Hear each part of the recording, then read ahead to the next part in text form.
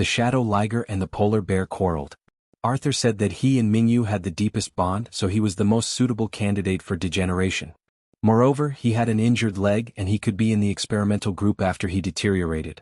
The polar bear said that he had the best body and the least injuries. Of course he should be chosen for the first experiment. The two quarreled and fought. The black cat waved his paw and the polar bear waved his paw.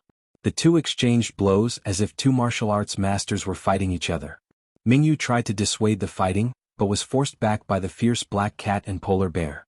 The big wolf was also shivering. He tried to break into the battle, but was beaten and thrown out by the black cat and polar bear. Mingyu sat on the carpet holding the wolf's head. The wolf lay on Mingyu's thighs and his front paws were holding his waist. The expressions of the person and wolf gave off the feeling of panic, helplessness and pity. The black cat and the polar bear fought each other for a long time. They didn't use their abilities or their teeth. They were evenly matched and one couldn't tell the outcome. In the end, they both collapsed on the ground out of breath with lolled tongues, like two panting blankets. Mingyu patted the wolf's head, and the canine immediately stood upright, with an eager pair of orange eyes. "Don't rush." Mingyu saw the wolf's thoughts and hurriedly stopped him. "Be careful of snowy ice." The big wolf's tail immediately drooped. Right, even if the polar bear had no energy, he still had abilities. When could he defeat the polar bear and become the king? Mingyu walked over and patted the two motionless fluffies panting on the floor. "I recommend letting Blackie try first. Blackie is my first partner and we trust each other the most. Don't worry, Snowy, nothing happens if the operation fails and will not cause damage to Blackie." The polar bear's dark eyes looked directly at Mingyu's light brown eyes for a while. After a while, the bear turned his face and closed his eyes. "I see, I believe you. Thank you, Snowy." Mingyu fed the black cat to recuperate some nutrition. The wolf immediately arched into Mingyu's arms, his tail almost shaking off. "You wanted some too." The big wolf drooled. "Okay, you too." Mingyu thought, whatever, he could only take out 10 pills a day. He will take one more now and then he will take one less later. It was estimated that arithmetic problems could not be calculated based on the wolf's current IQ. "How should I cooperate with you?" After eating the nutrition cube, Arthur became energetic. His tail was wrapped around Mingyu's waist, and his expression was very smug. As he knew Mingyu would definitely choose him. Mingyu said, "Trust me." Arthur raised a paw and cleared his ear. "That's it?" Mingyu nodded. "Although we have not met for a long time, I believe that the depth of a bond has nothing to do with time. We only met each other after crossing countless galaxies and times under the guidance of fate. This miracle with a probability that is infinitely close to zero is enough to prove our bond." The polar bear stretched out his claws and expressionlessly scratched his ears. Mingyu was good at everything, but his declarations from time to time made him embarrassed. He pierced the floor with his two hind paws and was about to dig out chunks from the floor. Arthur squinted and showed a tiger-like smile. Obviously, he did not think Mingyu's lines were too embarrassing, but they were very useful. Arthur stretched out a paw. "That's right." Indeed, Mingyu and he met through countless galaxies and time. It was a miracle and the probability was infinitely close to zero. When he and Mingyu met, they were destined to fire up the blood of the Star Alliance. They were the darlings of the destined era. There had never been anyone who suited his appetite like Mingyu, even the eldest brother who took care of him and the dumb bear who accompanied him when he grew up. Mingyu also stretched out his hand and tightly grasped the cat's fluffy paws. The two looked at each other as if flames were burning in their eyes. These were the passionate flames of their bond. The polar bear walked beside the large wolf and the former reached out to cover the latter's eyes. "Big wolf? Confused face?" "Polar bear, don't look or you will be corrupted." "Ah, Blackie. I'm so excited." Mingyu let go and rushed towards the feline. Arthur squatted on the ground, spread his arms, caught Mingyu and lightly patted the youth on the back. Mingyu pressed his cheeks against Arthur's head so hard that he felt like his cheeks were going to be rubbed bald. Arthur started to push him with a paw before he let go. Quick. Let's try the degeneration technique now. If it succeeds, we can turn the big wolf into a baby wolf, and the furniture at home will not suffer every day." Mingyu clenched his fist. His eyes glowed with uncontrollable excitement. "Even if there are 8 more fluffies, our home will not be torn down." The black cat remembered the crawling frame that had been chewed up. Gah! The young man worked so hard to create a climbing frame for him. It was taken apart by the silly wolf before he played with it for a few days. The polar bear remembered his battered bedroom. As soon as he didn't pay any attention, the silly wolf tore up his pillows, quilts, and sheets into strips, and the tables, cabinets, and chairs were chewed and nothing was okay. If the remaining 8 comrades who had lost their minds all have the destructive power of the wolf, as an ice-type superpower, the polar bear actually shuddered. Let's start now. Mingyu took out the Spirit Beastmaster bracelet from his system backpack. The Beastmaster's bracelet looked like an ordinary metal bracelet. When Mingyu put it on his right wrist, the bracelet seemed to melt and reformed into a transparent brace around Mingyu's wrist. If one didn't look carefully, they couldn't see that Mingyu was wearing something on his wrist. This thing is cool, can our technology copy it? Arthur stretched out a paw to poke Mingyu's transparent wristband. Mingyu grasped Arthur's paw and said, "It should be possible, but my current knowledge is not enough. When I redeem the blueprints, I will know how to copy it with Star Alliance materials." "That's yours. Before you know how to replicate it, don't tell others that you have this thing," Arthur said solemnly. "Yeah, I know." Mingyu nodded vigorously. "Rest assured, except for a partner who has signed a contract with me, no one can see the Spirit Beastmaster bracelet. It comes with optical stealth." The polar bear had almost guessed Mingyu's secret. Although Mingyu didn't take the initiative to confess, Mingyu didn't avoid him while chatting with the black cat. Even if there were few strings in Mingyu's head, His Royal Highness would not be neglectful. His Royal Highness must have deliberately let him know about Mingyu's secret.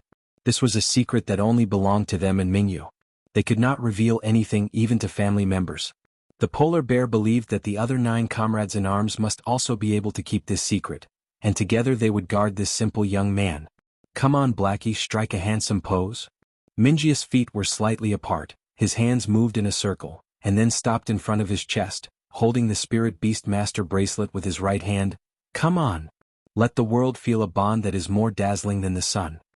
Arthur shook his fur and tried to make his injured legs stand upright, his upper body slightly lowered, resembling a tiger descending the mountain. His eyes narrowed, revealing his fangs, and his expression changed from the usual lazy big cat to a domineering beast. The polar bear was shocked, a little glad that he was not the first beast to try this. Did he have to pose and say lines for degeneration? No way, no way. Wouldn't it be so embarrassing? While the polar bear was spacing out, Mingyus and the black cat's eyes met.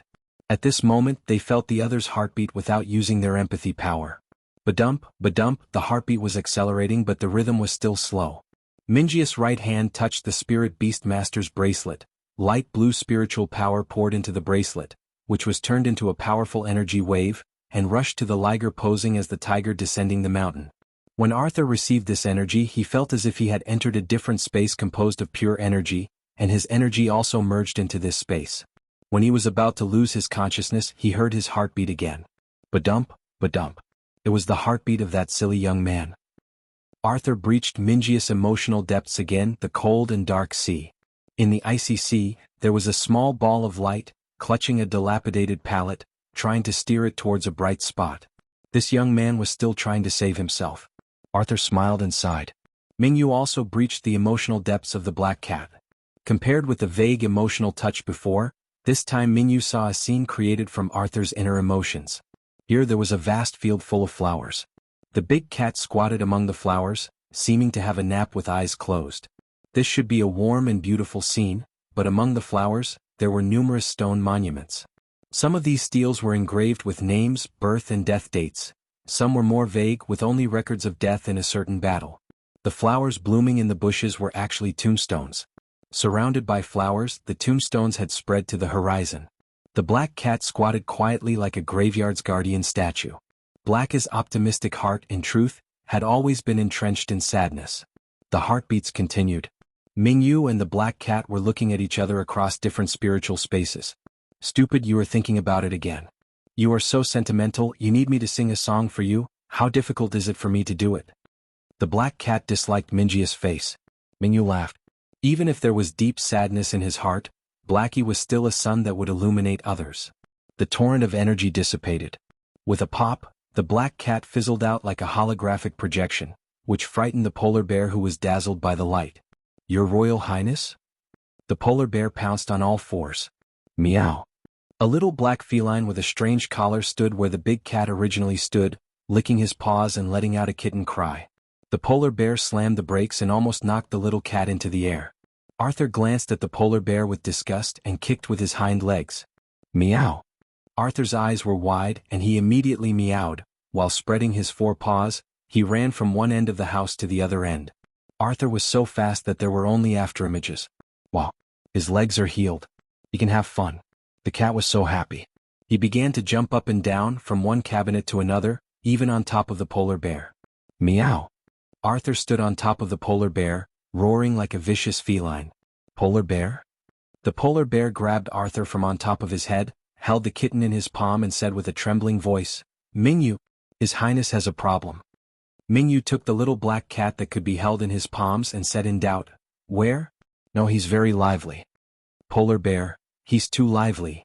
Arthur jumped, kicked Minji's poor nose and leaped on top of Minji's head. My legs are better, I can run and jump. Why too lively? Bear Herman, why are you so old-fashioned? Herman? What was this magical name? Your Majesty, even if you feel good, it would be out of hand to step on someone else's head. Your body just temporarily turned into a baby, not your IQ and mind. Knowing that Arthur had not lost himself due to degeneration technique. After gaining IQ, the polar bear breathed a sigh of relief, and resumed his previous cold attitude. To be blunt, it's stupid. Arthur put his paw in his hand and said righteously, There was no one else, only you and Mingyu. It doesn't matter, I don't mind. It's so beautiful to have a little cat on my head, people can't ask for more. Mingyu also said, Mingyu, you will go to heaven if you pet His Majesty. The polar bear removed Arthur from Minji's head. After His Highness gets smaller, how can he restore his original body shape? Mingyu said, Blackie is not too weak. So as long as he concentrates on mobilizing the energy in his body, he can transform on his own. It's just the leg injury that has to be healed step by step. If it's gray, I can use the Spirit Beast Master Bracelet to help him change when he needs to transform in an emergency. The steps are the same as degeneration. But my power is limited. I can only help the Spirit Beast degenerate and evolve. If you want to enhance the Spirit Beast's moves, you need to borrow high-purity energy crystals. Mingyu asked the polar bear to temporarily lend him the ice gem. Blackie, you also have ice attributes too. Would you like to try to use abilities at this size? Arthur jumped out of the polar bear's arms, proudly shaking his fur and his tail cocked. Try it out. Let's turn the stupid wolf into an ice sculpture. The big wolf understood and jumped behind the polar bear to hide. Although he didn't know why the black cat could actually become smaller, the smaller cat made him feel extremely dangerous. In short, he couldn't win. Don't bully Gray. Mingyu squatted partway in front of Arthur and put the ice gem on his Beastmaster's bracelet. Feel this power? Ah, Snowy, go to the kitchen and get a clean bowl. Blackie, first try to condense a piece of ice and we will eat shaved ice later. Shaved ice? You asked me to use abilities just to eat shaved ice? Arthur slapped Minji's calf with his tail but didn't stop him. I want to eat braised pork-flavored shaved ice. Mingyu thought seriously and said, Okay, I will cook a bowl of braised pork for you now. Should it be braised pork with ice or ice with braised pork? Or braised pork turned into meat sauce and poured on ice? Arthur, Mingyu, you really don't have a humorous cell in your body. Mingyu was confused. Okay, let's eat fruit-flavored shaved ice and pour meat sauce on the remaining shaved ice. The polar bear brought a small bowl over. Your Majesty, do what you say. No, I can't do it. Arthur said in shame. Okay, hurry up and experiment. With this ice gem, can I really use abilities? Although my legs are better now, the energy in my body has not accumulated to the extent that I can use my abilities. It was still very easy to change the subject with today's Mingyu. He immediately put aside the idea of pork shaved ice. No problem, leave it to me. Mingyu held the jewel in his right hand, touched his bracelet, and released energy waves similar to the degeneration technique rushed towards Arthur. His tail swayed and a diamond-shaped ice block condensed on the tip of his tail. Oh, that works. Arthur flicked his tail and the ice cubes flew into the basin. It's easier than using the ice-type ability by myself. By using an external force to induce the Spirit Beast's energy, it is naturally a little easier than using their own abilities. However, this requires a high-level spiritual beast master, and energy crystals are necessary. Mingyu explained, this is actually very useful during childhood. Childhood teaching tools can help control abilities. Even if not under their own power, they gradually feel the flow of energy and can more easily master their abilities. Spirit Beast Infant Education? The polar bear nodded his head. Very useful. Come and read on our website Wuxia World site. Thanks, it is more than Spirit Beast Infant Education. With this, adult spirit beasts can finally repeatedly train their abilities. Arthur said. After Arthur explained further, Mingyu learned that the way the spirit beasts use their abilities was very crude, basically throwing out outputs when they condensed their abilities, and they didn't use any techniques. Because the energy in their bodies was limited, their recovery was slow. So energy could not be spent on training. Especially for special spirit beasts, once the power was used, the energy in the body would be reduced by a little, and it was barely replenished from food. When fighting, they had to plan carefully, not to mention the extravagance of training. I have a little bit of all elements in my body.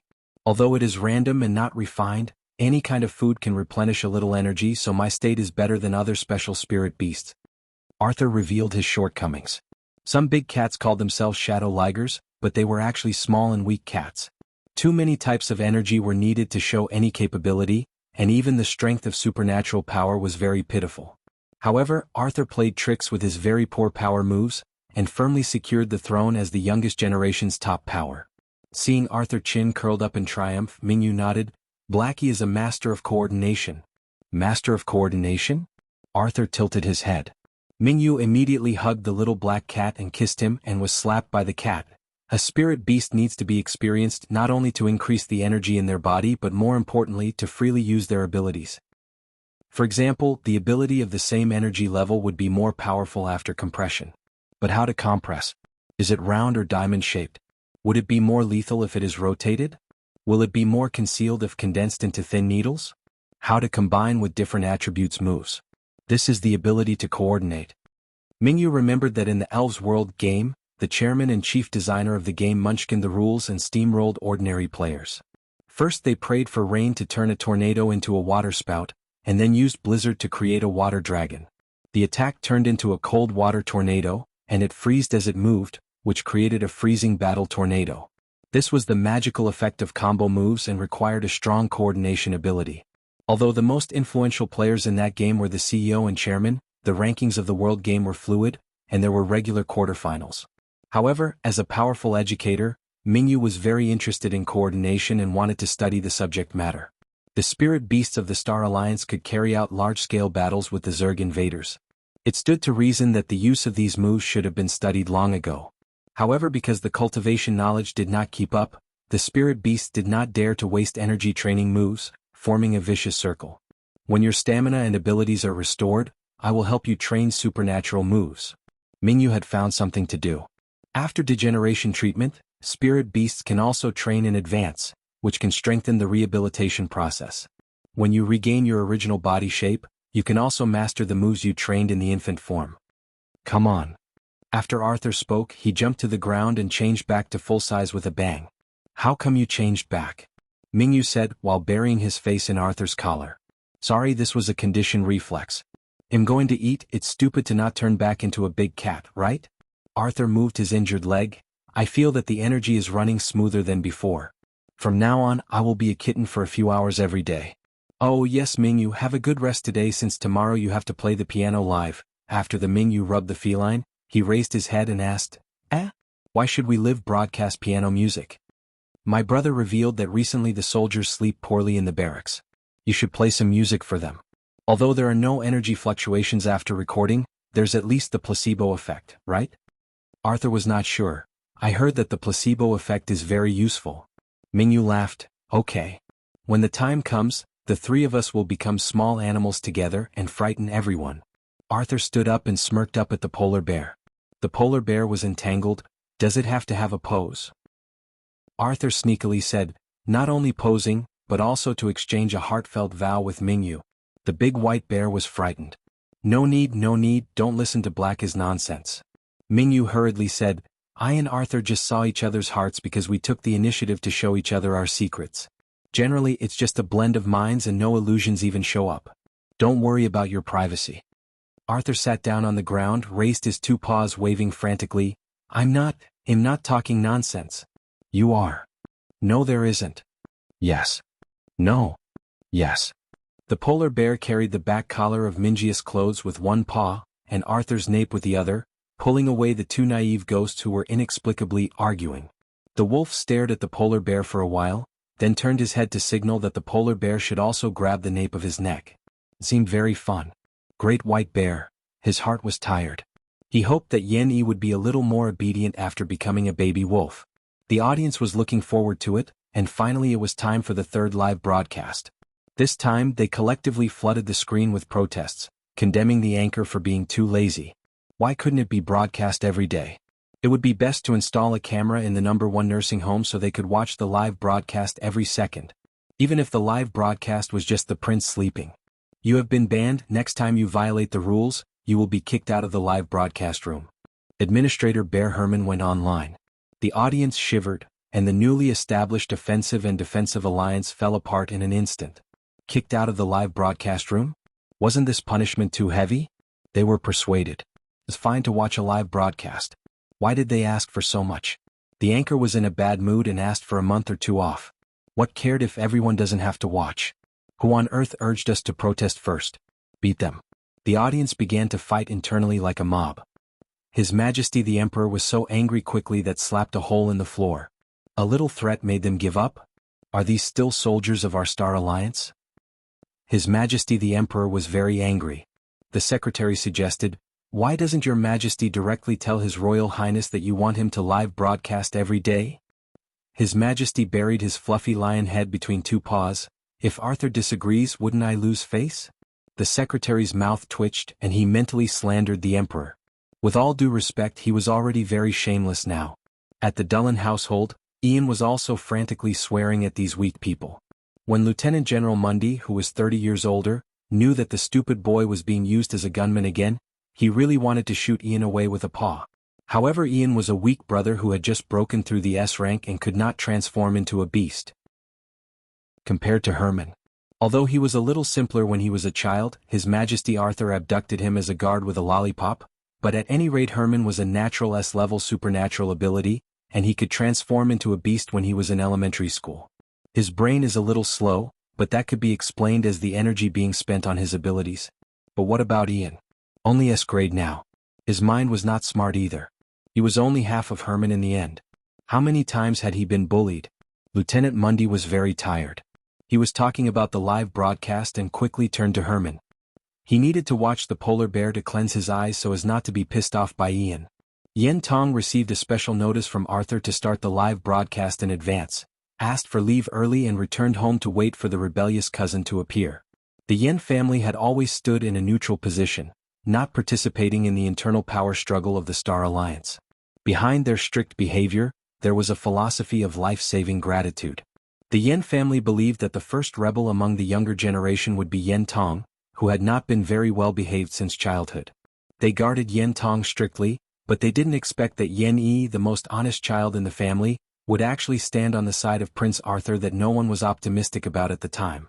He joined the special advance team organized by Prince Arthur. The elders in the Yen family were almost angered to death by Yen Yi. When the family announced in public that they would cut off relations with Yen Yi, they didn't feel any pressure at all. Anyway, Yen Yi's parents had already been sacrificed on the battlefield, and they bullied an orphan who had eaten free food. Now this group of people regretted so much that their intestines turned blue. They were probably waiting for Yen Yi to die, so that they could unilaterally announce that he and the Yen family had reconciled, and borrow the hero's name for their own benefit. Yen Tong laughed sarcastically. "Hello everyone, in the anchor of the #1 live broadcast room. Blackie Snowy Gray don't fight." Mingyu just started the live broadcast, and was already interrupted by 3 small animals under his feet before he finished reciting the opening words. The viewers who entered the holographic live broadcast room took a closer look. There were indeed 3 little, cute but strong plush cubs beside the little anchor. Little black tiger? Little white bear? Little gray wolf? My goodness. Is the anchor so amazing? He gave birth to 3 children so soon? Hey, not to mention whether the anchor can even give birth. Even if he could, he can't have 3 children in just half a month. I don't care about that. I unilaterally announced that the anchor and His Royal Highness Arthur gave birth to a kitten. I'm dead. You wait to be banned. You are not banned. Really? Okay, no response. These 3 children are really born by the anchor. Mingyu couldn't see the barrage, otherwise he would have blushed and loudly explained that he didn't give birth to anyone. He was now chasing behind the 3 little plushies of different colors that had started squabbling, trying to separate them. The cause of the incident was like this. Mingyu successfully helped the polar bear and wolf degenerate to their juvenile stage. That was it for the polar bear, but he felt that his Bodis abilities were stronger, his head was very clear, and there is no difference compared to normal.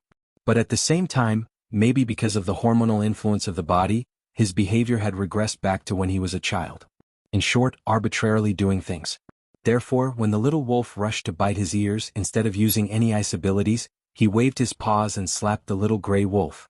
The little gray wolf had become younger and his body had become stronger, but he had also become particularly aggressive in response.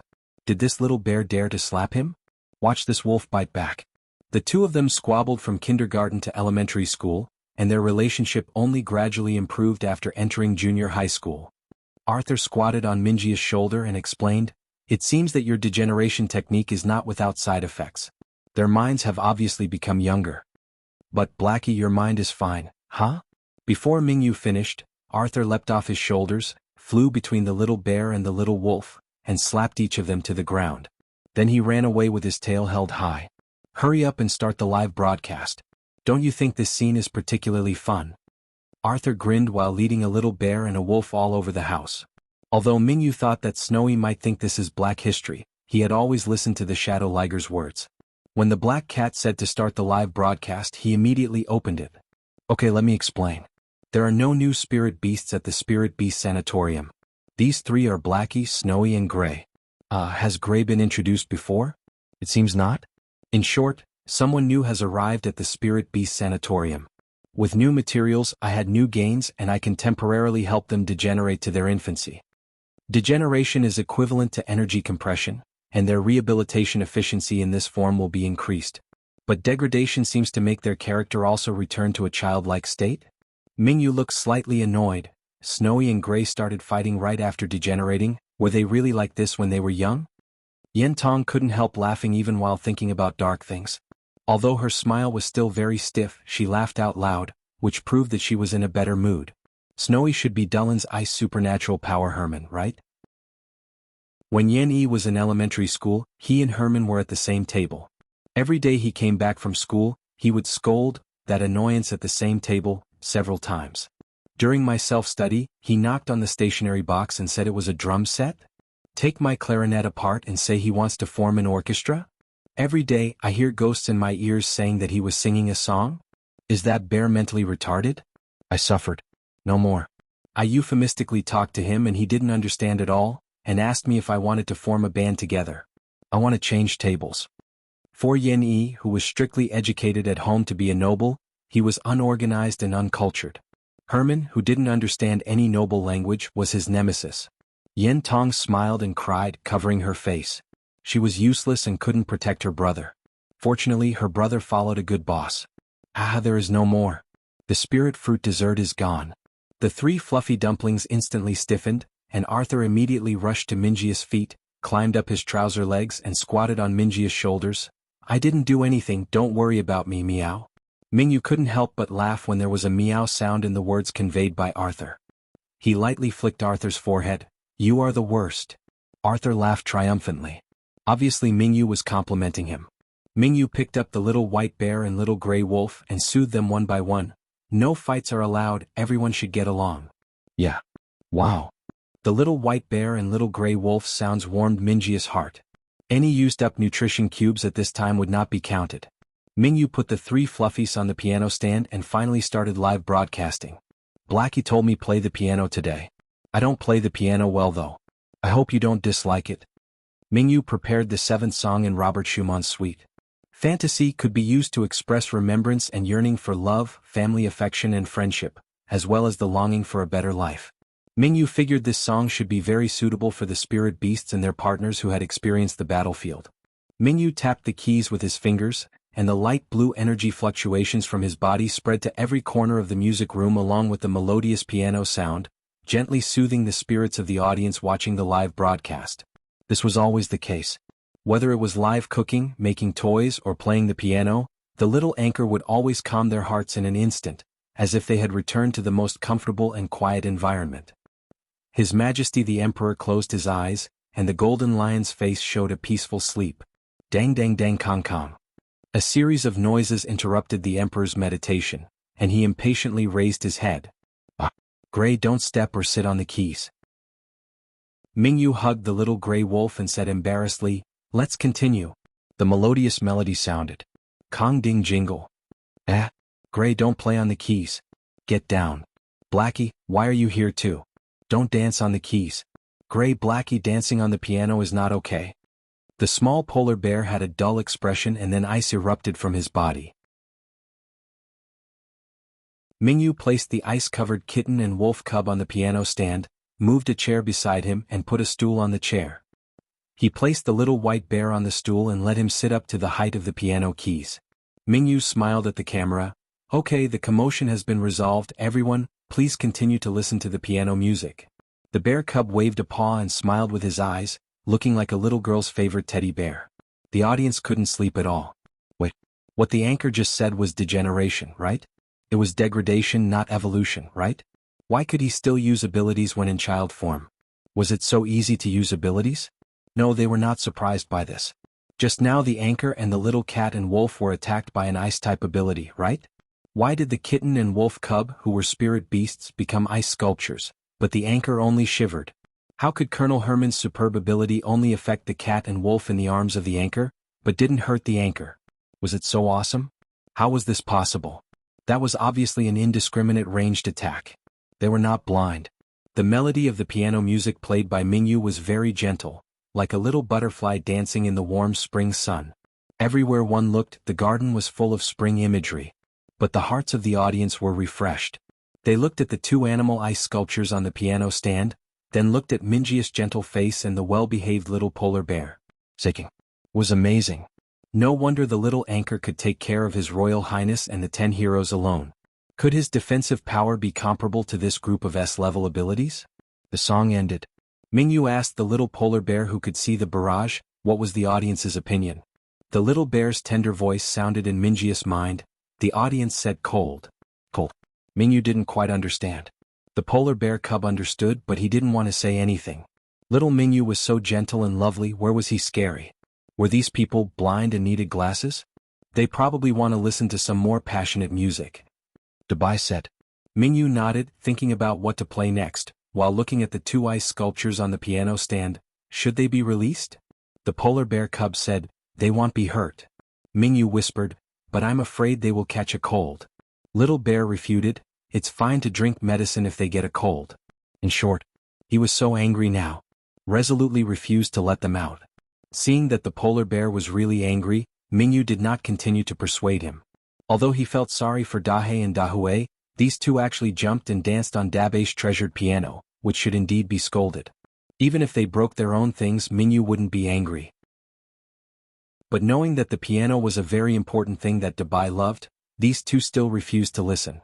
Therefore getting frozen for a while could be considered a sort of timeout. When the two of them came out of the ice sculpture, Mingyu fed them a bowl of ginger soup to warm their bodies. It needs some more passion. Then Song of Sorrow is good. Mingyu didn't know much about Star Alliance music. Although he had a piano, the Tan family did not specifically hire a music teacher for him, or even allow him to connect to the Star Network. So after he got the piano, he just played the songs he knew in his previous life over and over again. But music was a transformational language without borders. Mingyu believed that people from the Star Alliance would understand the feelings in Sonata Pathétique. In particular the third movement of the piano sonata. The composer of Sonata Pathétique is Beethoven, a talented musician. Mingyu introduced the origin of this piano piece that was world famous in his time. Beethoven was less than 30 years old when he composed this piece, and both his age and his career were at his peak. However, when he wrote Sonata Pathétique, it was not the feelings of a young man who forcing himself forward. At that time his ears were gradually going deaf. For a musician who had just entered the peak of his career, his ears going deaf would shatter his world. But this song gave people the feeling that it was more about praising heroes and courage. The name was Sonata Pathétique, but there was no sadness and decadence. Fight, fight. Every note was fighting. Every beat was pounding. It was like a person who was about to be pulled into hell. Even if half of his body had been burned, he still had to raise his arms and fight against the sky. Even though his hearing continued to decline, even after his hearing was completely lost, Beethoven did not give up on music until his death. He put a stick on the piano resonance box and continued his music career by relying on his intuition and vibrations of sound. Sonata Pathétique was the beginning of his suffering, the beginning of his struggle, and the beginning of his glory. When he was completely deaf, his music career reached its peak accompanied by suffering and resistance. The Ninth Symphony, Beethoven's work after his complete deafness, was his greatest masterpiece. Eternal. Immortal. And now, Mingyu was playing the beginning of the composer's harsh journey towards the peak. It was sad. It was tragic. But not a tragic song. It was the beginning of a hero's song. With the brief introduction over, Mingyu finally found the feel and began to play. He played this song many times in school. He was soft but didn't want to be cowardly. He was humble but yearning for heroics. No matter if he was immersed in a fantasy, as long as he could climb out of disappointment and despair, as long as he could return to the sun, all means of self-help were not shameless. Didn't the hero imagine that he would become a hero when he grew up? Did those thoughts called secondary disease really disappear with age? The chairman of the game company who gave him a special account in the game world encouraged him not to give up his life and told him that men and women could be boys and girls until they die. This song was dedicated to all the real heroes and their families in the live broadcast room, as well as to those with 8th grade syndrome, who were dreaming of becoming a hero like himself. Even if objective conditions did not allow it, as long as they had the idea of saving the world in their heart, they would definitely be able to work towards that goal in their actions. From studying and working hard, to being kind and being helpful to others, all actions that could make themselves better, weren't they actions that made the world a better place? As long as efforts are made, dreams are not shameful daydreams. An unreachable goal was still a goal. Mingyu felt many emotions every time he played Sonata Pathétique. His feelings were amplified by his surging emotional waves and conveyed to every listener's heart. His Majesty the Golden Lion King was dozing off when suddenly, it was as if his brother shouted into his ear, "Sleep, are you paralyzed?" He was so startled that his soft golden fur stood on end. The piano score titled Sonata Pathétique did contain deep sadness and despair, but pressed under his feet. Even if he was in purgatory, his heart would never give in. His Majesty closed his eyes again. Scenes of past despair appeared before his eyes, and this sadness reached its peak when he saw his younger brother who could not restore his human form. But as described in the song, even if he was desperate, he couldn't stop the struggle, because stopping meant that he would be completely plunged into the quagmire of despair, and there was no hope of survival. Regardless of his dignity or his love for his family and hometown, His Majesty will not lower his noble head. Before leaving, his brother, who had never listened to his words, made a funny and exaggerated expression and told him, "Brother, even if I die, don't lower your head. The crown will fall and the enemy will laugh." In the military camp, many soldiers who wanted to watch the live broadcast to have a good night's sleep, all accidentally fluffed their hair, and the special camp was full of super fluffy dumplings. Even the S-rank supernatural beings who had just transformed into beasts had experienced wars. In those wars, spirit beasts were not the only ones fighting. Among those who died, not only were there S-rank abilities, but there were also many ordinary soldiers. There were many forms of sacrifice, like when an ordinary fleet was surrounded by Zerg. The soldiers used mechas and rushed towards the Zerg frigate, tearing themselves apart while damaging the opponent's frigate, allowing the commander to drive the flagship towards the other side. In the ambush, the flagship used the same sacrifice and fearlessness to achieve the victory of trading less for more. Among those who had experienced war, who had not encountered difficulties and despair, whose soul was scarred with marks that could not be erased forever. But the Star Alliance could fight back despite the desperate situation and obtain unexpectedly brilliant results.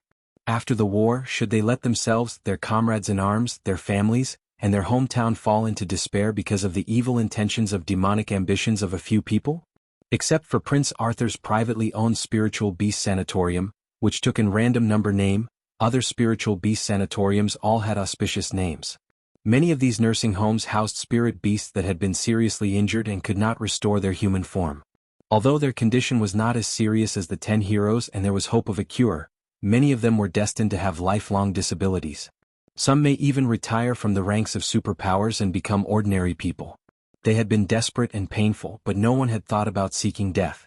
No, they didn't think about it, they were just waiting for news from Prince Arthur. Victory was finally won. How could the person they hate the most seek the fruits of victory? Whether Prince Arthur was dead or alive, they would live until the day when the truth of the war was announced, for when the people who stabbed them in the back during the war would be held accounted for. They were all heroes and they were living evidence. As long as they were alive, history could not be arbitrarily changed. Even if Prince Arthur died, they must obey Prince Arthur's last wish, unite with His Majesty and make their last contribution for the protection of the Star Alliance. They protected Star Alliance from outside harassment, and they never allowed internal moths to destroy the peace that their comrades had spent their lives for while the Star Alliance's vitality was severely injured.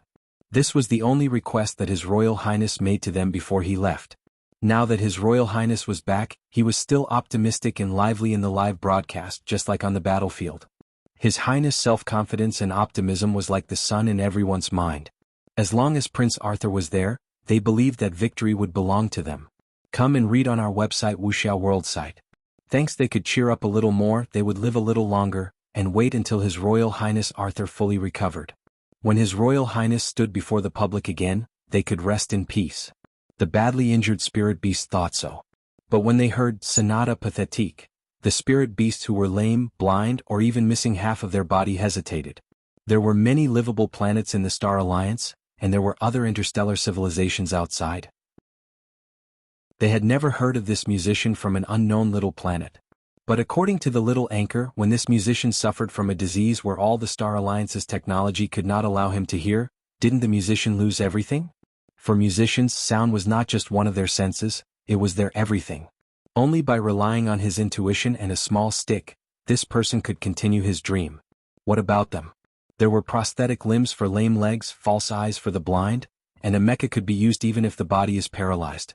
Even if they lost their power in the end, couldn't they continue to live as an ordinary person?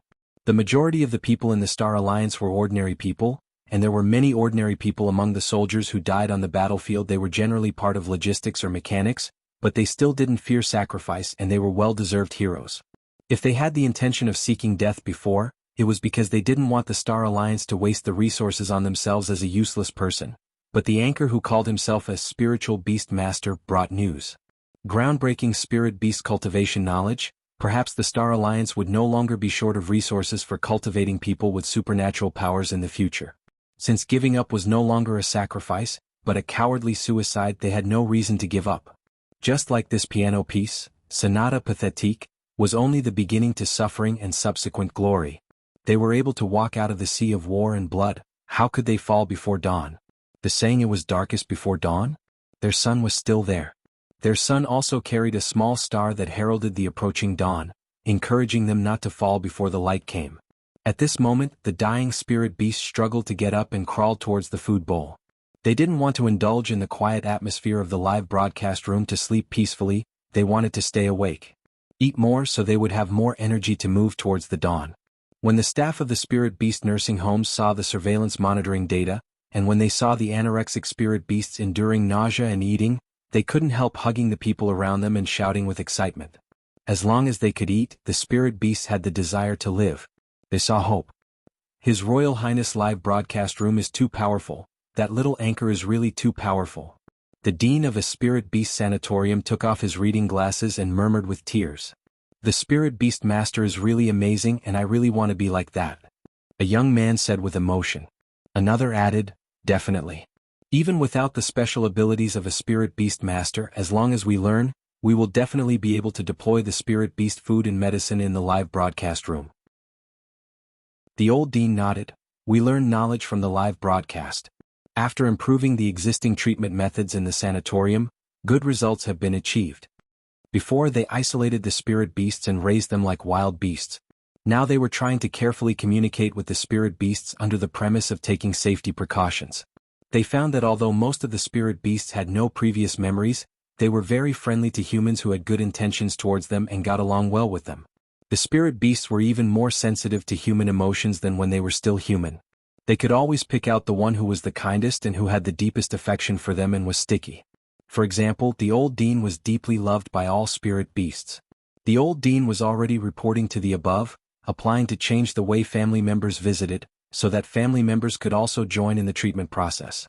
Although there were garbage family members, for most people, family was still one of the pillars of the soul. Why doesn't His Majesty let the anchor give us lessons directly? Someone did not understand. We can't directly ask questions to the anchor, and many things cannot be answered. This is the protection of His Majesty and the Prince for the young anchor. Before His Highness' body has recovered enough to appear in public, it's better not to be disturbed by other people. The old dean said, and the anchor is young and has little qualifications. If he enters academia in the usual way, he will be going in blind. There are industry rules, he will definitely suffer a lot of grievances, The results have to be recognized by the public and there will be many deeders. But a live broadcast is different. The audience thinks that the anchor speaks well, and they try according to what the anchor said. This is not the same as academics. It doesn't matter if he's in the public eye, the academic community can't control it. The old dean laughed.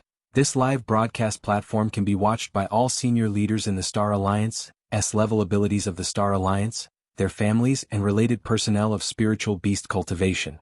It is a semi-public live platform. Semi-public meant a lot of viewers were online from all walks of life who would be able to manage them all. This was not a publicly broadcast platform for ordinary people, so dissenters could not wantonly smear and slander. I guess His Majesty's next move is to wait for the other spirit beast sanatoriums to imitate the anchor's practices and achieve good results, and then let the anchors appear in public with conclusive research examples, go beyond the academic world. Become the new spokesperson of the spirit beast cultivation world. Fundamentally destroy the group of ignorant scholars in the spirit beast cultivation world.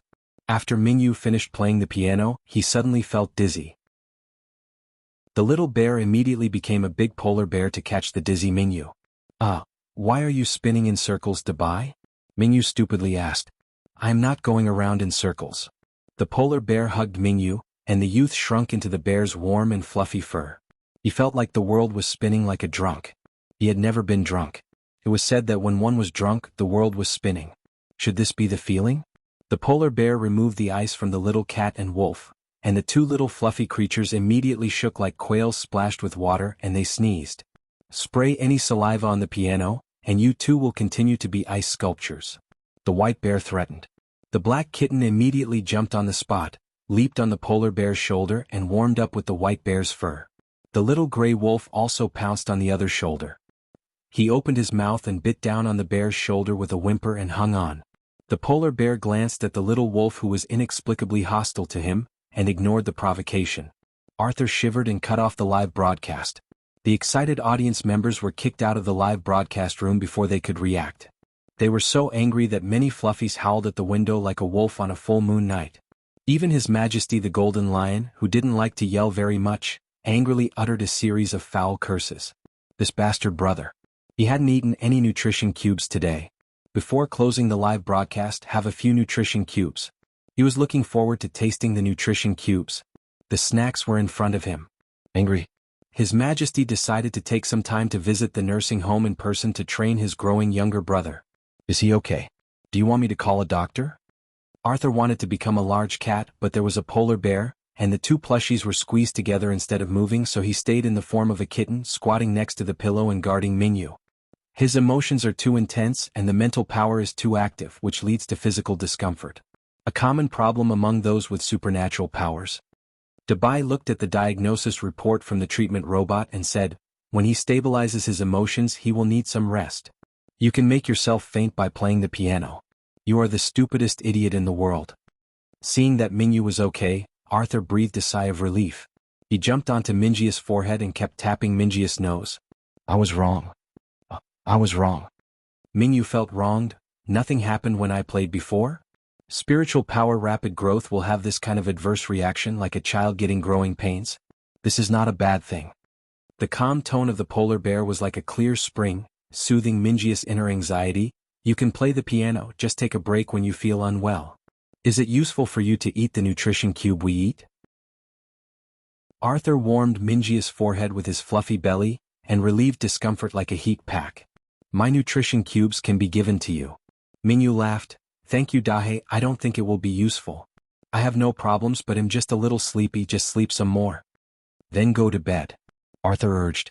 After Mingyu fell asleep, the polar bear replaced the cat with a normal heat pack, picked up the little wolf who wanted to drill into Minjia's bed and left the bedroom. Today Minjia's energy waves when playing the piano were too amazing. 3 fluffy animals sat in a meeting with the polar bear as the host. Arthur nodded, 1,000 times stronger compared to when our team attacked the Zerg nest, and the Zerg queen released a war aura. Arthur opened his mouth and spit out a series of game terms, and the polar bear, who was used to his way of speaking, nodded. If more spirit beasts can be cultivated, the combat effectiveness of the army will be greatly improved. We must protect Mingyu. Does the war aura have anything to do with our protection of him? Arthur licked his paws and washed his face. Dabai, you are really utilitarian. The polar bear wanted to slap the black cat to death. Did he mean this?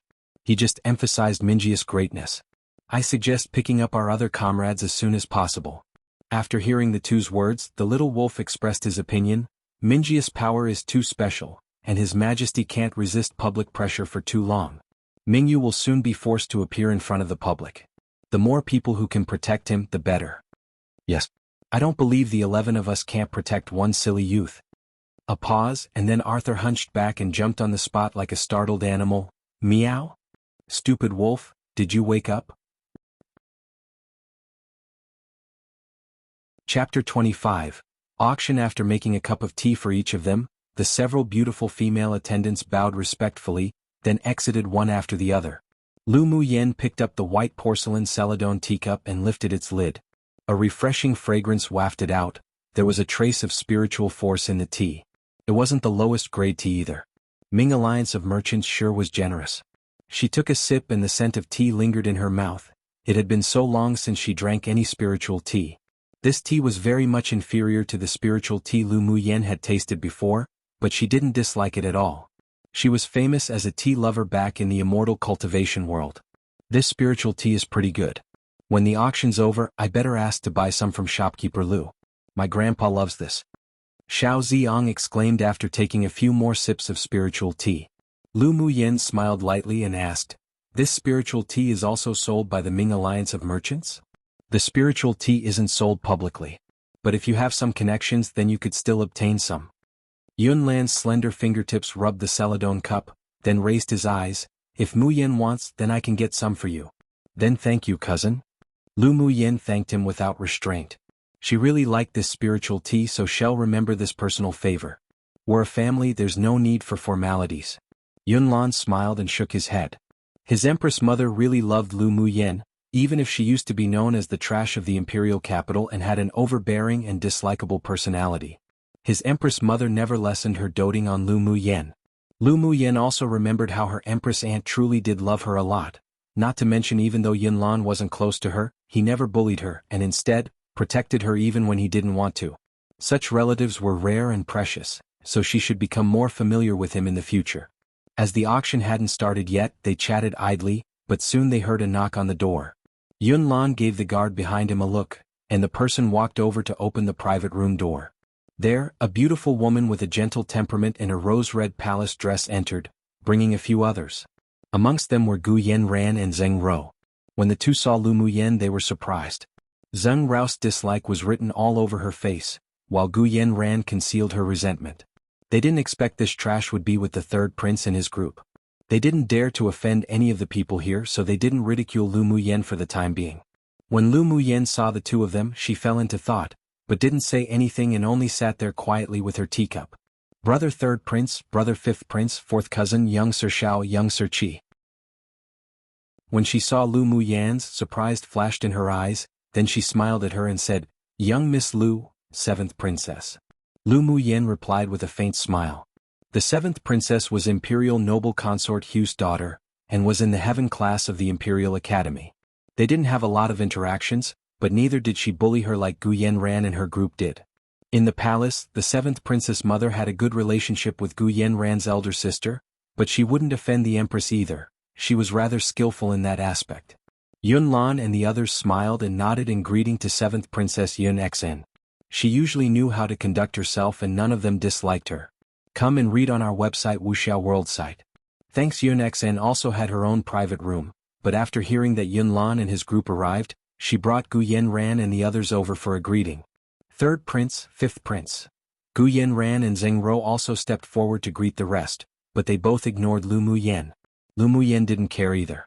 She was indifferent without any ripples of emotion in her eyes. "Yi Xian, you also came to participate in the auction." Gu Yanran smiled softly. Her voice was smooth like water and she looked at Qi Yi Xian lovingly.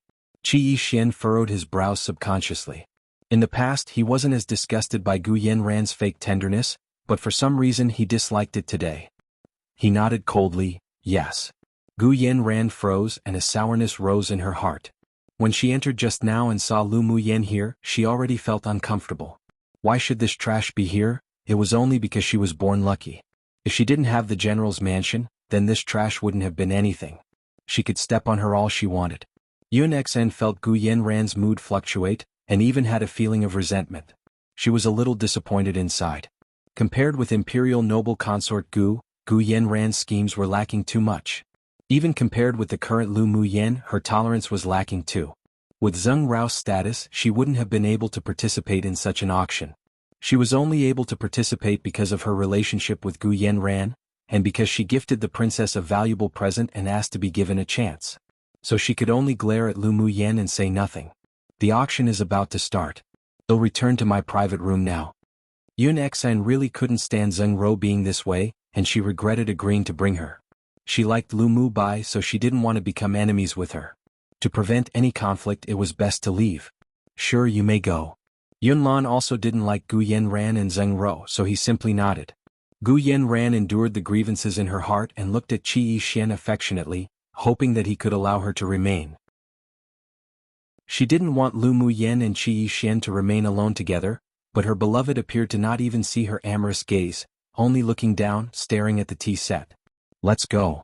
Yun Xan furrowed her eyebrows and warned Gu Yanran with her eyes. This wasn't the type to express love at all. This woman's brain was becoming more and more useless.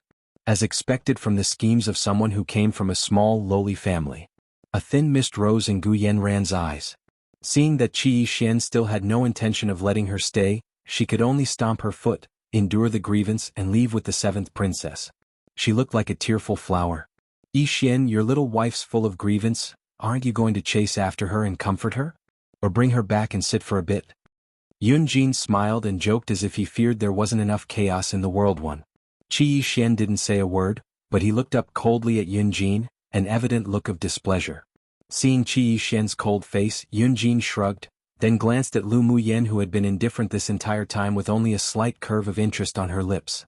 Qi Yixian also looked at Lu Muyen in his peripheral vision and saw that she was drinking tea leisurely without any response. He suddenly felt sour, but he quickly adjusted his emotions. Except he felt an inexplicable resentment towards Gu Yanran. He allowed his family to arrange her as his concubine because she was obedient, but seeing how restless and impure she was now, he suddenly felt that he needed to carefully consider whether or not to marry this woman in as a decoration too. One does things as he pleases to marry her just for the sake of it. Chapter 26. Contend for the cauldron. When the auction was about to begin, there was a knock on the door to their private room. Yun Lan frowned unconsciously and the guard standing behind him immediately opened the door. Shopkeeper Lu entered with the seventh princess and her company and said with a smile, "Third prince, just now a very distinguished guest came to participate in the auction, but he wanted his own private room. The superiors of the imperial family decided that the private room for the seventh princess was to be made available, so is it possible for the princess and her company to share this private room with you?" Shopkeeper Lu had no other choice. He couldn't defend that distinguished guest, and 5 of the private rooms for distinguished guest were booked by the royal family, so he could only go and negotiate with them. Their answer was to give the private room of the seventh princess to that distinguished guest, so he had to come forward to coordinate. Who is this very distinguished guest? Yun Luo asked aloud what everyone wondered. Shopkeeper Lu thought for a while and said, "A sword monarch expert. As for the rest, please forgive this one for being unable to answer." Solemnity filled the room and they didn't ask any more. After they agreed, Shopkeeper Lu asked the attendants to add a few more chairs. As the private room was designed to be relatively large, adding a few more seats for the seventh princess and her company didn't make it feel any more crowded. "Sorry to bother brother third prince." Yun Xian managed to smile. She felt very uncomfortable about the situation, but that person wasn't someone she could offend, so she could only bear it. Yun Lan smiled softly and shook his head saying, "No matter." Adding a few more people was nothing. Yun Xan took Gu Yanran, Zheng Rou and 2 other women to sit down, then the auction officially started. On the auction stage, an elegant middle-aged man entered with a gentle smile. "Today is the triennial auction. I am An Jun, today's auctioneer. Everyone knows the credibility of our alliance, and I believe that the auction this time won't disappoint everyone either." An Jun paused, then continued, "Today the auction also deliberately added 3 finale items, all of which are rare and of the finest quality. So everyone must seize the opportunity." Seeing that most of the people below displayed looks of anticipation and excitement, he said with a smile, "I presume everyone can't wait any longer, so I won't say any more. Let the auction officially begin now." Let's auction the first item. Jun clapped his hands, and a young woman walked out holding a tray with a jade slip on it. This is a mortal class top-grade manual suitable for wind attribute sword masters. Cultivating this technique can not only enhance the power of wind-based sword skills, but also build a defensive wall that could attack and defend, which is very rare. The auctioneer smiled, and after the introduction he began to guide the people below to bid. It starts at 100,000 black gold coins. The manuals on this land were divided into mortal class, earth class, sky class, saint class and deity class. Each class was divided into 3 grades: top grade, middle grade and low grade. The mortal class top grade manuals were vied for eagerly by Sword King stage sword masters and below. Good manuals couldn't always be bought with money, and sometimes it was even impossible to find them, so being able to auction manuals was also a demonstration of the Ming Alliance of Merchants' vast resources. Lu Muyen wasn't interested in this manual, however. Even if a sky-rank manual was presented to her, she wouldn't necessarily be interested. In her previous life, when she trained in her sect and explored numerous secret realms, she obtained many copies of manuals that would make numerous cultivators crazy. Now, those manuals still existed in her sea of consciousness, and was also a valuable asset. She was still going to practice the manuals from her precious life as they weren't only the most suitable for her, but it also prevented her from taking a lot of detours. Come and read on our website Wuxia World site. Thanks. Lu Muyen was calm, but Gu Yanran couldn't remain calm. She was a sword master with the wind attribute, and the best manual in the Gu clan was mortal class middle grade. A fire of desire burned in her eyes and she clenched her fists. She must obtain this manual. 500,000. When the price for the manual reached 350,000, Gu Yanran directly raised the price.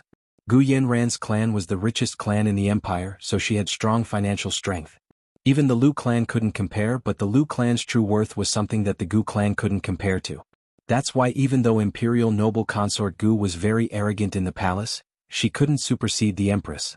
This time, as Gu Yanran participated in the auction, the Gu clan gave her 8 million black gold coins. Even the core children and disciples of old distinguished families of the empire couldn't take out this figure of money. It was enough for her to be proud of. Yun Lan casually glanced at the excited and proud Gu Yanran. His eyes darkened and looked at Lu Muyen. Does Muyen not want this manual? I remember you also cultivated wind attribute skills. If you like it, I'll bid for it and gift it to you. Lu Muyen was taken aback for a moment, then her heart warmed, and she glanced at Gu Yanran in her peripheral vision, whose expression immediately changed. She shook her head, uninterested. Thank you, cousin, but there's no need. I'm not interested. She wasn't so bored as to act on impulse and contend for this manual with Gu Yanran, wasting Yunlan's black gold coins. Gu Yanran felt relieved when she heard Lu Muyen wasn't interested, but she also felt unpleasant. Why did it feel like she was picking up an insignificant manual that the trash didn't want? A vicious look crossed her eyes. After the Academy's annual competition, she would definitely step on Lu Muyen. In the end, the wind attribute skill was bought by Gu Yanran with the price of 3 million black gold coins. After that, 6 or 7 more items were auctioned one after another, but Lu Muyen wasn't interested in any of them, and not a single person bid for them in the private room. It wasn't until the auctioneer unveiled a piece of red cloth, revealing a small dark blue cauldron, did she straightened up in her seat, her eyes bright. This is a cauldron left behind by a senior grade 4 alchemist, and this cauldron is a high-quality spirit tool. It could withstand the internal fire of a sword monarch stage expert and could even increase the rate of pills refined.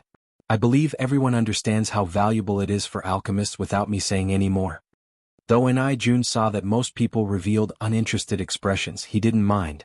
Alchemists were originally very rare professions, and it would be useless for anyone else to buy this cauldron. He turned the auction hammer and announced with a smile. The starting price of the blue cauldron is 300,000 black gold coins. The bid begins. Lu Muyen discovered that the auctions held by the Ming Alliance of Merchants were indeed very high class. The starting price was already 300,000. That was the income of many years for many clans in Yenzhou country. Then she discovered that she was rather poor. The 1 million black gold coins given by Yi Qinghan plus the money from the Lu clan was only 3 million black gold coins altogether. If she couldn't afford this, then she'd have to buy the cauldron by selling some of her things. 3 million. Lu Muyen was too lazy to bid slowly, so she directly reported all her money. Pu. Yun Jin couldn't stop himself from spitting out his spiritual tea, lifted his head and said, Lu Muyen. You're ruthless. Even a spendthrift wouldn't waste money like this. What was a sword master buying an unusable cauldron for? And the very first bid was 3 million black gold coins? Was the Lu clan this rich? Why didn't he know? Lu Muyen, you're deliberately punishing me, right? Xiao Ziong was just about to bid 500,000 when Lu Muyen beat him to it. He was really gloomy. What's all this about? Lu Muyen rolled her eyes at Xiao Ziong. What am I doing punishing you? I've got no bones to pick with you at all. I really just want to get this cauldron. Then I'm sorry, this cauldron is also very useful to me. Xiao Ziong shrugged, then bid 3,500,000. Lu Muyen knew it would be like this. This blue cauldron was very tempting to alchemists. But she didn't have a cauldron that was convenient for her to use right now, and this cauldron just met her requirements, so she could only bleed heavily. 1. Chapter 27. The Soul of a Vicious Beast. After Xiao Ziong announced his bid, everyone in the private room casted their gaze to Lu Muyen. Seeing Lu Muyen's determined, thoughtful gaze, Yunlan lowered his gaze, then looked up and asked, Muyen likes this cauldron? Yep. Lu Muyen nodded and hid the emotions in her eyes. Then I'll buy it and gift it to you. He never seemed to have gifted Lu Muyen anything, and since it was rare that she wanted something other than Qi Yixian, he decided to buy it for her. Lu Muyen's eyes revealed slight surprise. She didn't think her cousin would be this generous, but seeing sincerity, she made a decision in her heart. Sure. Then I won't be polite. 3,600,000. Yunlan nodded with a smile and joined the bid. 4 million. Someone in the next room called. Xiao Ziong glared at Yunlan. Trust you to discard your humanity for the opposite sex one. I remember that your master gifted you a cauldron that's higher in grade than this one. Yunlan raised his eyebrows. Don't think I don't know your hobby of collecting cauldrons. This cauldron is more important to Muyen, so naturally I'll choose her first. How do you know this cauldron is more important to her? Xiao Ziong rolled his eyes. She only just managed to eradicate her terminal meridian's constitution. Don't tell me she became an alchemist in such a short amount of time. I believe in my cousin. Yunlan played with the teacup in his hand and continued to bid, 4,500,000. Xiao Ziong held his forehead.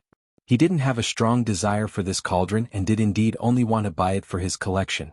After all, this was a cauldron once used by that particular high-level alchemist. But seeing that Yunlan definitely wouldn't stop until he bought the cauldron, he also gave up. Lu Muyen. Xiao Ziong tapped Lu Muyen's arm with a look of a child's curiosity. As long as you tell me how you eradicated your terminal meridian's constitution, then I won't bid against you. How about that? Lu Muyen looked at him in amusement. It's not like I'm paying for it, do whatever you want. She already caught Xiao Ziong's expression that revealed he wanted to give up the bidding, but now he wanted to elicit an answer from her? He was too young. You? Xiao Ziong choked, then pouted in annoyance, but he still stopped bidding. 5 million. The person in the next room called out another figure. 5,500,000. Yunlan continued to increase the price, his expression unchanged.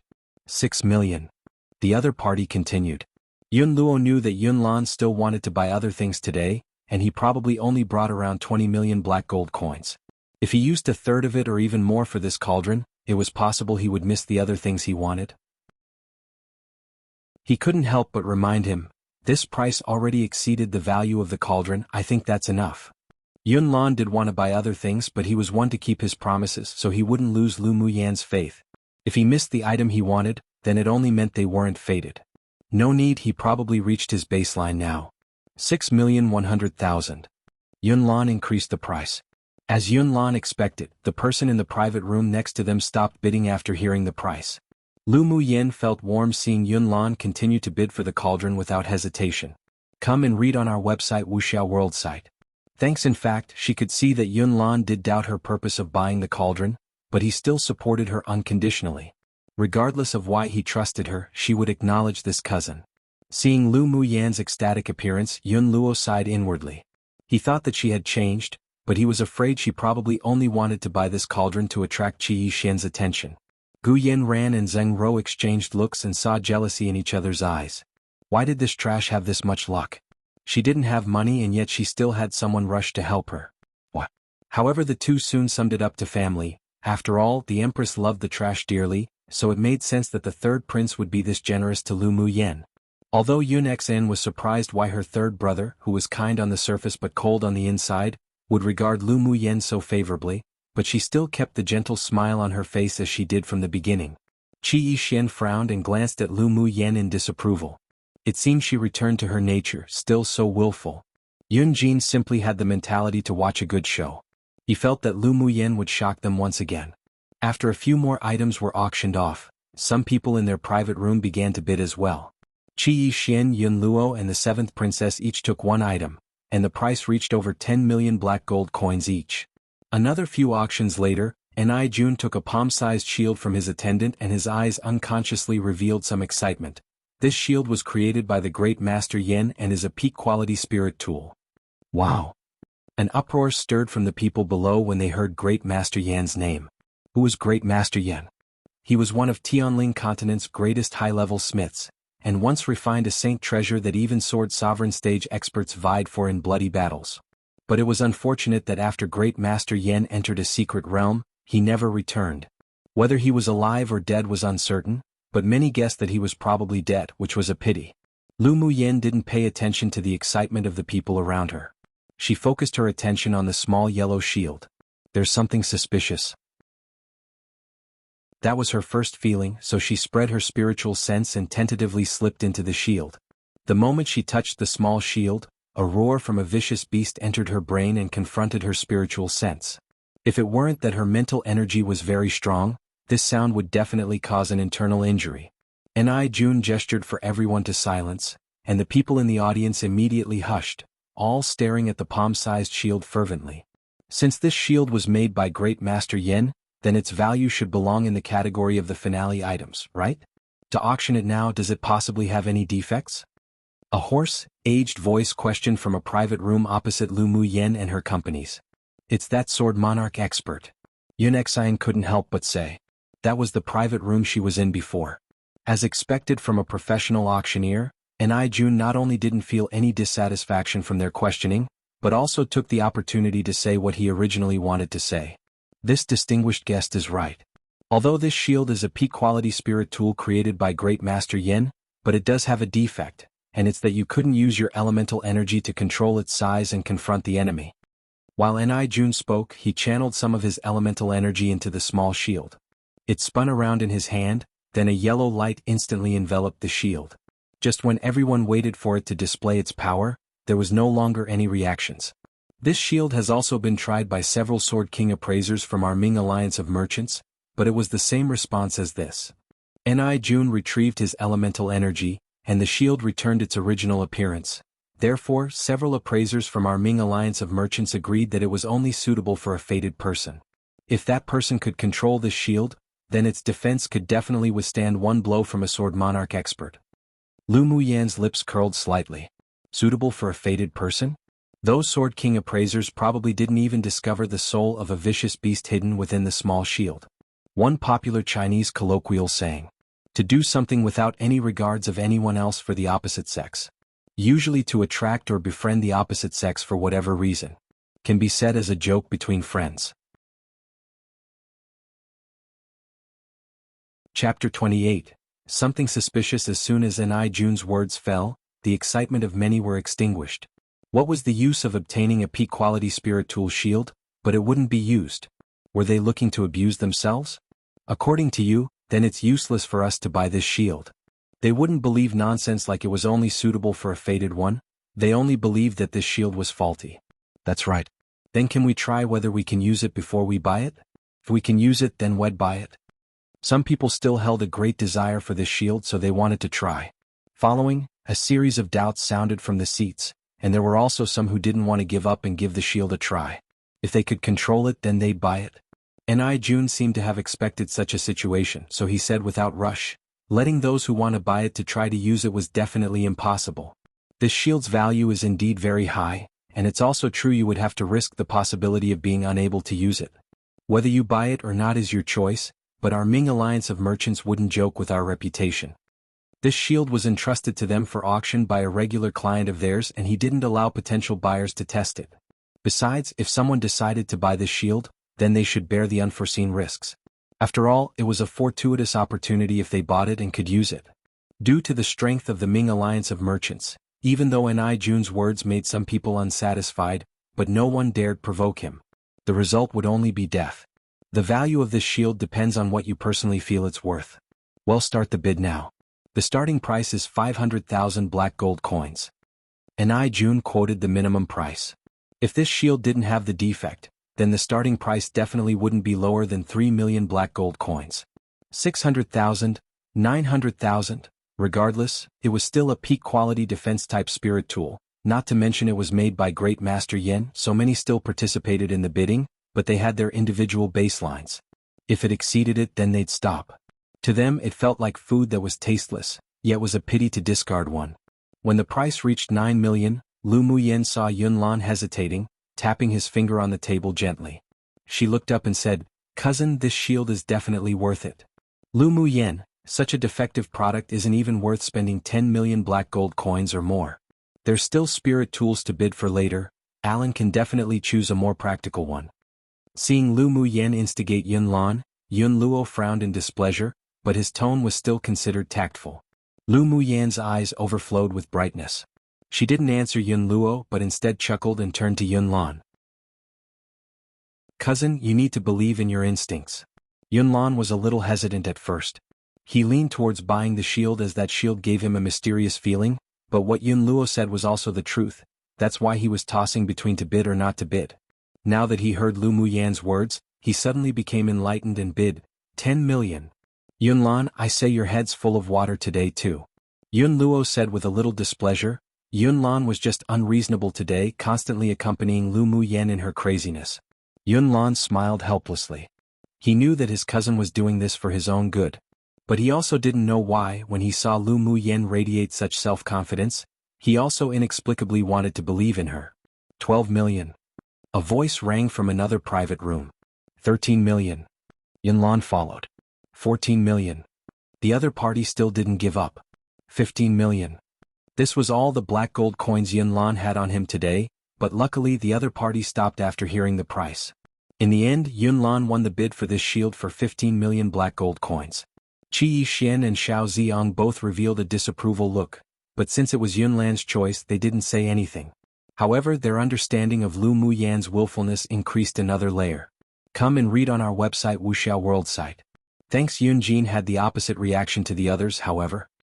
He smiled merrily at Lu Muyen and asked, "There's something suspicious about this shield?" "Smart." Lu Muyen was rather surprised. Yunjin actually believed her as well. She was in a good mood, which was rare, as she nodded.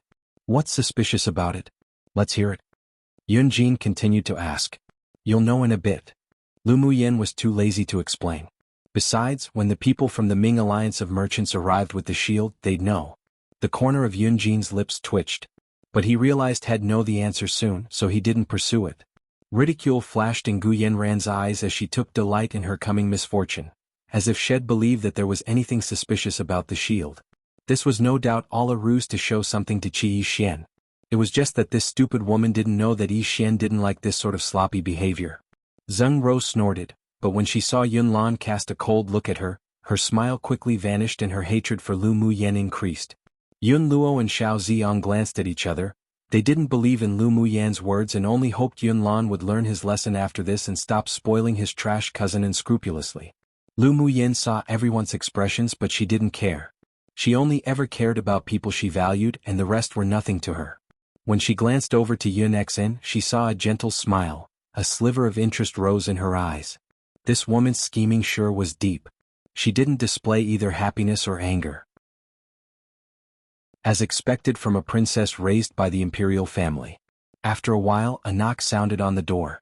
The auction items of the Ming Alliance of Merchants were all inspected and paid for on-site with their crystal cards. One auction was divided into several rounds, and after one round the auctioneer will announce a break of a quarter of an hour, then after the transactions of the items, they'd continue the next round. The person who sent the shield over was shopkeeper Lu. Towards every superior in the imperial family of every country, the Ming Alliance of Merchants would all have secret ways of cooperation and contacts. Knowing Yunlan was Yanzhou country's emperor's favorite son, he naturally caught the attention of the person in charge of the alliance in Yanzhou country. "Third Prince, this is the spirit tool you won, please inspect it."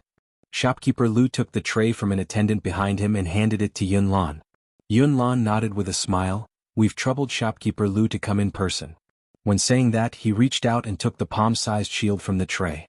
After channeling some elemental energy into it, the shield's reaction was the same as the demonstration by an Ijun. Only a layer of light yellow light surrounded the shield and there was no other response.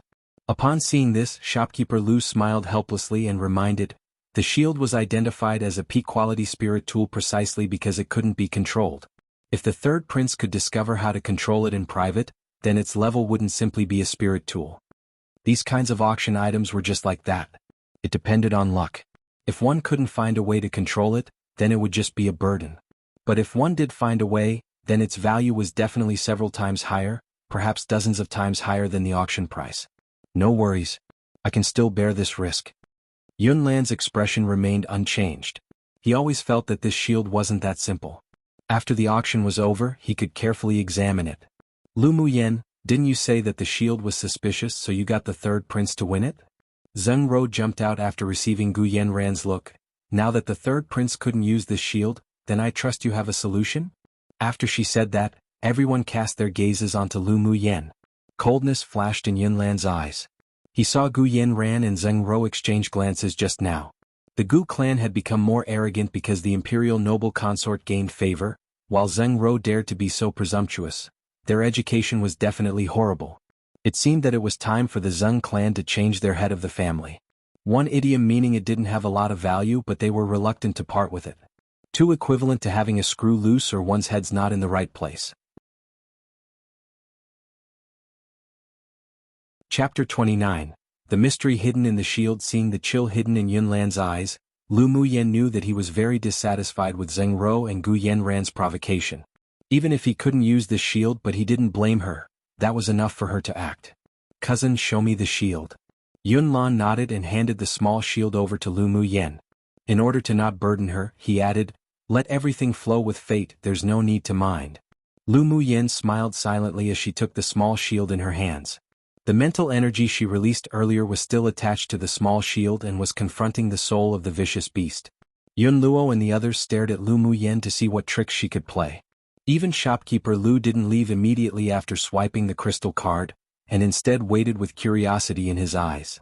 Noticing the power of the vicious beast's soul weakening slowly under her suppression, a sharp glint flashed in her eyes. She raised her left hand and began to draw with 2 fingers above the shield, and traces of spiritual energy flowed with her movements like moving clouds and flowing water, constructing a talisman that flashed with a white fluorescent light hovering in the air. Suppress. As Lu Muyen's voice fell, the talisman drawn with spiritual energy instantly dashed down and entered the small shield in her hand. Drawing talismans in the void. Shopkeeper Lu couldn't help but exclaim with his eyes wide open. Then he realized he lost his composure, coughed to cover it up, but the shock that filled his heart hardly lessened. Drawing talismans in the void was something that could only be performed by Sword King experts that had slightly touched upon the laws of heaven and earth, so when it was performed by Lu Muyen, who was only at the Great Sword Master stage, he couldn't help but lose himself. Hearing shopkeeper Lu's exclamation, apart from Gu Yanran and Zheng Ro who didn't know about drawing talismans in the void, the rest looked at Lu Muyen in utter shock. Lu Muyen wasn't distracted because of shopkeeper Lu's loss of composure. She continued to chant a few more sentences and characters that contained spiritual energy exited her mouth, but this no one saw. After a while, the small shield in her hand suddenly shone brightly, and then a dazzling yellow light burst out. When the blinding light dissipated, the small shield flew out of her hand and hovered in midair in the private room, then enlarged itself from the size of a palm, eventually stopping when it reached half the size of a person. Cousin, try again. Lu Muyen waved, and the yellow shield obediently returned to her hand, returning to the size of her palm. Yunlan forced the shock in his eyes down and took the shield. Then he channeled some elemental energy into it and discovered that he could actually connect with the shield. His lips curled up, threw it up gently, and with a thought, the shield immediately flashed a layer of bright light and enlarged. Spirit treasure! Yun Luo exclaimed. Shopkeeper Lu looked at the shield that Yunlan controlled at will and narrowed his eyes, then laughed out loudly. Congratulations to the third prince. This shield was previously identified as a peak-quality spirit tool, and if one could control it, then it could potentially increase a quality, but who knew that this shield would skip peerless quality and advance straight into a low-quality spirit treasure? Its value is 100 times your bid. It was indeed a bargain. Yunlan's face also showed a rare look of delight. He also didn't think that this small shield would be a spirit treasure. In the entire Yanzhou country, those who had spirit treasures could be counted on 10 fingers, and they were all high-stage experts. Why wouldn't he be happy to be fated to obtain something like this? Lu Muyen returned to her seat without any ripples in her eyes, as if this was a trivial matter and that she had long known this would be the result. When she released her mental energy to suppress the beast's soul earlier, she discovered that this shield was a spirit treasure. Magic tools were divided into spirit tools, spirit treasures, saint tool, saint treasure, deity tool and deity treasure.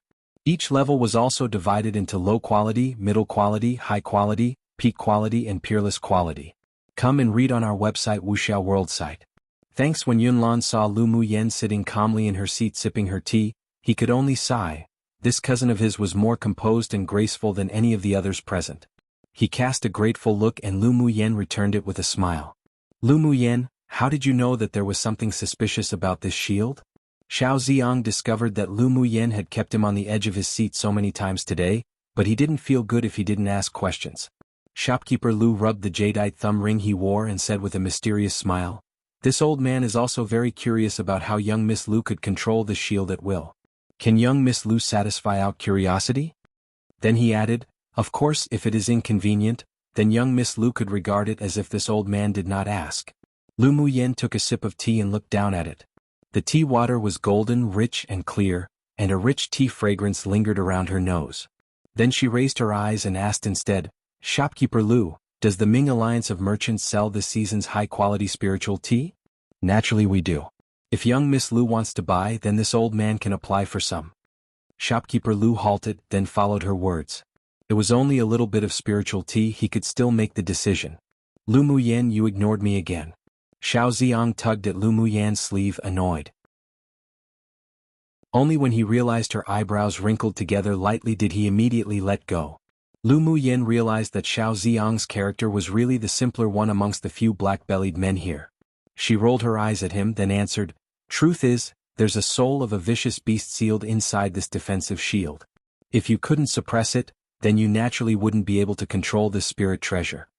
So that's how it is." Shopkeeper Lu nodded thoughtfully. Although he was curious about how Lu Muyen knew about the beast's soul sealed within the shield, but that involved another person's secrets, so he resisted asking. "Then how do you know that there's a vicious beast soul in the shield?" Yun Luo discovered that he had completely misunderstood Lu Muyen. How was she a good-for-nothing trash? She could even draw talismans in the void. She sure hid her talents well. "Did you use the talisman you drew in the void to suppress the beast's soul?" "Regarding how I knew there was a vicious beast soul in the shield, forgive me for being unable to tell." Lu Muyen raised her eyebrows with a smile. She wouldn't reveal her exceptional mental energy. As for the spirit talisman, of course it was used to suppress the beast soul. Humph, pretending to be mysterious. Zheng Ro clenched her hands. How could this trash really discover the secret of this shield? Impossible, it must be like a blind cat finding a dead mouse too. She unconsciously snorted out loud when she thought that. A sliver of jealousy flashed in Gu Yanran's eyes. She originally planned to see Lu Muyen make a fool of herself, but who knew the trash suddenly became so powerful. She felt a little uneasy about the Academy annual competition coming up soon. Seeing Zheng Ro come out to teach Lu Muyen a lesson, the corners of her lips rose. "Impudent, who allowed you to interrupt?" Zheng Ro, a big-breasted woman with no brains, was exceptionally annoying. After Yunlan's reproach, he ordered the guards behind him, "Throw her out." "Yes." The two guards were also very disgusted with Zheng Rao's behavior. Young Miss Lu helped their master obtain a spirit treasure, yet this woman dared to ridicule. She was truly courting death. The two immediately stepped up and dragged her out. It was then that Zheng Ro realized she had lost her composure. This was mainly due to being so used to acting arrogant in front of Lu Muyen that she reflexively scoffed at her. She didn't expect to have caused trouble today. "Third Prince, I didn't mean it, can you please forgive me?" When Zheng Ro was dragged to the door, she exerted her strength in an attempt to get rid of the restraints of the two guards and turned her head to beg Yunlan coquettishly. If she was really thrown out of here today, not only would she lose face, but the Zheng clan would also completely lose face, and by the time she returned, she'd be in trouble. Yunlan waved his hand impatiently and signaled to the guards to hurry up. Shopkeeper Lu also instructed the attendants next to him. "In the future, this young miss of the Zheng clan is not allowed to enter any shops of the Ming Alliance of Merchants for trade, nor is she allowed to participate in auctions. Yes. No, I don't want that. Zheng Ro panicked when she heard the words of shopkeeper Lu. Suddenly remembering someone, she immediately yelled out to Qi Yixin, cousin, save me." One idiom describing her movements were very natural and smooth. Two idiom meaning she got lucky. Chapter 30. Appearance of the spirit devourer beast called by Zheng Ro. Qi Yixin frowned with a headache. This cousin of his was even more worrying than Lu Muyen. Upon thinking of something, he glanced sideways at Lu Muyen and discovered that her gaze towards Zheng Ro was full of disgust. So he cooled the tea with the lid of the cup, pretending to not have heard. Upon thinking of something, he glanced sideways at Lu Muyen and discovered that her gaze towards Zheng Ro was full of disgust. So he cooled the tea with the lid of the cup, pretending to not have heard. Lu Muyen was like an attractive bright light now, so much so that he couldn't take his gaze off of her and was inexplicably attracted to her. Regarding Zheng Ro's situation, he'll take it as giving Lu Muyen some face. Zheng Ro also wanted to beg the 7th princess and Gu Yen ran, but discovered that they didn't even look at her. She was so anxious tears were surfacing. Since she was about to be dragged away anyways, she might as well spill all her anger on Lu Muyen, but she only got to say the word Lu before her mouth was covered by the guards and dragged out. Finally peaceful. Xiao Ziong picked his ears. That Zheng Ro woman sure was annoying and sure couldn't take any hints. Gu Yen ran moved her gaze from the door and onto Qi Yixin. Seeing his indifferent expression, she held her breath. If the woman dragged out today was her, then would this man speak for her? Her peach-pink nails deeply embedded into her flesh, he definitely would. She believed that Qi Yixin liked her. Then viciousness flashed in her eyes. So what if Lu Muyen could use elemental energy now? During the Academy's annual competition, she'd just handicap her again. Shall see how arrogant this bitch would be then. Cousin, after you go back you should refine the beast's soul. Then this spirit treasure will recognize you as its master. Lu Muyen secretly sent Yunlan a telepathic message. Yunlan put away the shield and only answered with okay. Then didn't say any more. It wasn't appropriate to talk more about it here. As soon as Yunlan finished replying telepathically, Ni Jun returned onto the auction stage to start the new round of auctions. I believe everyone will be tempted by the item we will auction now. Ni Jun teased, then clapped his hands with a smile. Following, an attendant carried something up to the auction platform. Ni Jun uncovered the red cloth and a rectangular cage appeared in front of everyone, with a small shimmering white-furred beast locked inside. There was a cluster of bright red fur, like a blazing flame, on its forehead. Seeing that the item auctioned was a demonic beast cub of a species many people didn't recognize, some asked aloud. What kind of demonic beast is this? I've never seen it before. Ichim? It actually has the strength of a Tier 2 beast. This cub is actually a Tier 2 demonic beast. After growing up it's got to reach Tier 5 or 6, right? Tier 5 or 6. Then this is worth a shot. The discussion below was endless, and upon seeing everyone's emotions were aroused, Ni Jun said with a smile, "This is a fire cloud mink cub. Its battle power isn't strong, but it has an extremely keen sense of smell and could find spiritual herbs and spirit stones. At maturity, it could be as strong as a Tier 5 demonic beast." Although the demonic beast wasn't strong in terms of combat power, but the fact that it could find spiritual herbs and spirit stones was something that attracted the attention of many experts. The eyes of many, who already had a mountain of fortune, lit up, ready to act. Lu Muyen was also one of them. Of course, she wasn't just interested in this demonic beast cub's ability to find spiritual herbs and spirit stones, but also because she recognized this as a mutated royal demonic beast, the spirit devourer. Though this demonic beast resembled a fire cloud mink, and its talents in the early stage were also similar, but once it reached Tier 6, it could unlock its bloodline and activate its innate talent inherited through its bloodline. That was when it would be a true spirit devourer beast. The spirit devourer beast was considered a king-class demonic beast that reigned over its own territory in the demonic realm back in her old world. Its value was incomparable to that of a fire cloud mink. Come and read on our website Wuxia World site. Thanks, however, judging from the current situation, the people present may not have recognized its true identity. She decided that regardless of the price, she'd definitely win it. I believe everyone already has their baseline for the price of this demonic beast, so this one won't say any more. The bidding begins. Starting price is 1 million gold coins. 2 million. 5 million. 10 million. Gu Yanran and the rest were also exceptionally excited, so everyone except Lu Muyen participated in the bid. But after bidding a few times, their excitement was soon extinguished as the small beast was vied for so intensely by the people in nearby private rooms that its price rose to 28 million. 30 million. Lu Muyen's sudden announcement stunned everyone in the private room. Lu Muyen, you've gone crazy, right? Yunjin said, dumbfounded, that's 30 million black gold coins. Don't randomly make your bid. If you really end up winning but can't afford it, then the consequences will be very serious. It'd be considered light to have a broken leg or arm. The Ming Alliance of Merchants wouldn't let you go just because you're the young miss of the general's mansion. Muyen, be cautious. Even Yun Lan showed disapproval this time. Lu Muyen had no money at all on herself, and he didn't have much left on him either. There was no way they could pay for this demonic beast. If they randomly bid for it, they'd be punished by the Ming Alliance of Merchants. Qi Yixin frowned deeper, and he also couldn't help but reprimand, the Ming Alliance of Merchants isn't something we can provoke. Don't cause trouble. Yeah. I don't care about you competing against me for the cauldron, but if you raise the price recklessly, then the fury of the experts isn't something you can bear. Xiao Ziong also couldn't help but remind her, the person in the private room opposite them was a sword monarch expert. Yun Luo also added helplessly, even if your grandfather and father stepped up, they might not be able to help you. The seventh princess just glanced at Lu Muyen curiously without any indication of her stance. For some reason she felt that Lu Muyen didn't look like such an impulsive person.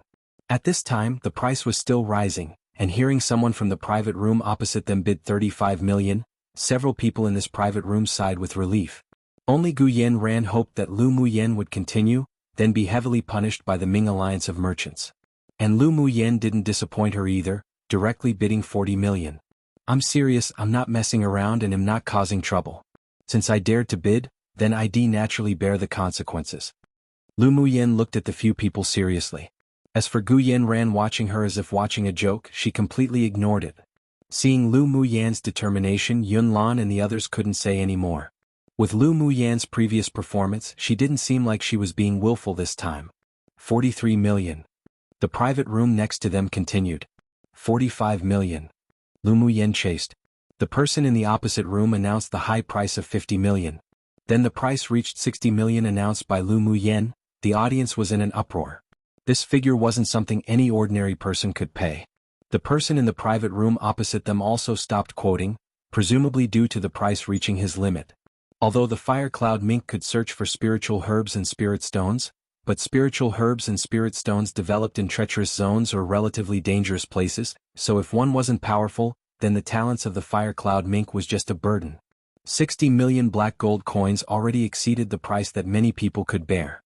The little friend opposite, this demonic beast is very important to this old man. Why don't you stop now? Take it as this old man owing you a personal favor. A hoarse, aged voice came from the opposite private room. It was an accident that he came to Yenzhou country to attend this auction, and as he was in a hurry, he only carried a little more than 60 million black gold coins. Chapter 31.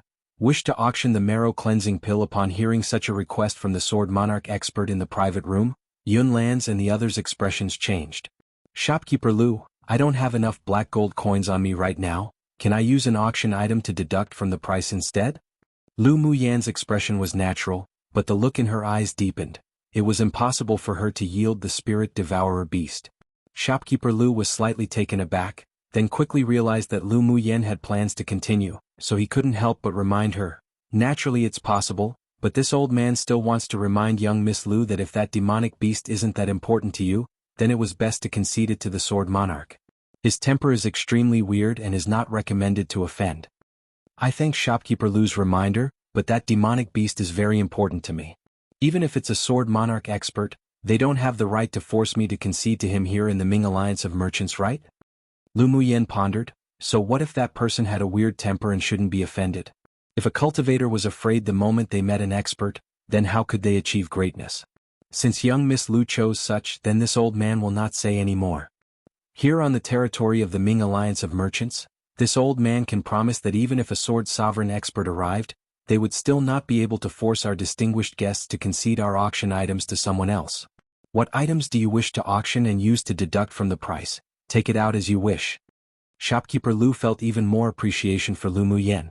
Whether it was because she was ignorant or bold, her courage was worthy of praise. Lu Muyen exuded confidence, then spoke to the private room opposite. "Apologies, this demonic beast is also important to me, so forgive this junior for not yielding." Her attitude could be regarded as respectful, but it implied a sense of assertiveness. It was her inherent manner. Her aloofness had long been ingrained into her bones, and she wouldn't change just because was weaker now, and it was even more impossible for her to succumb to anyone. "Humph. You do not know how to appreciate kindness."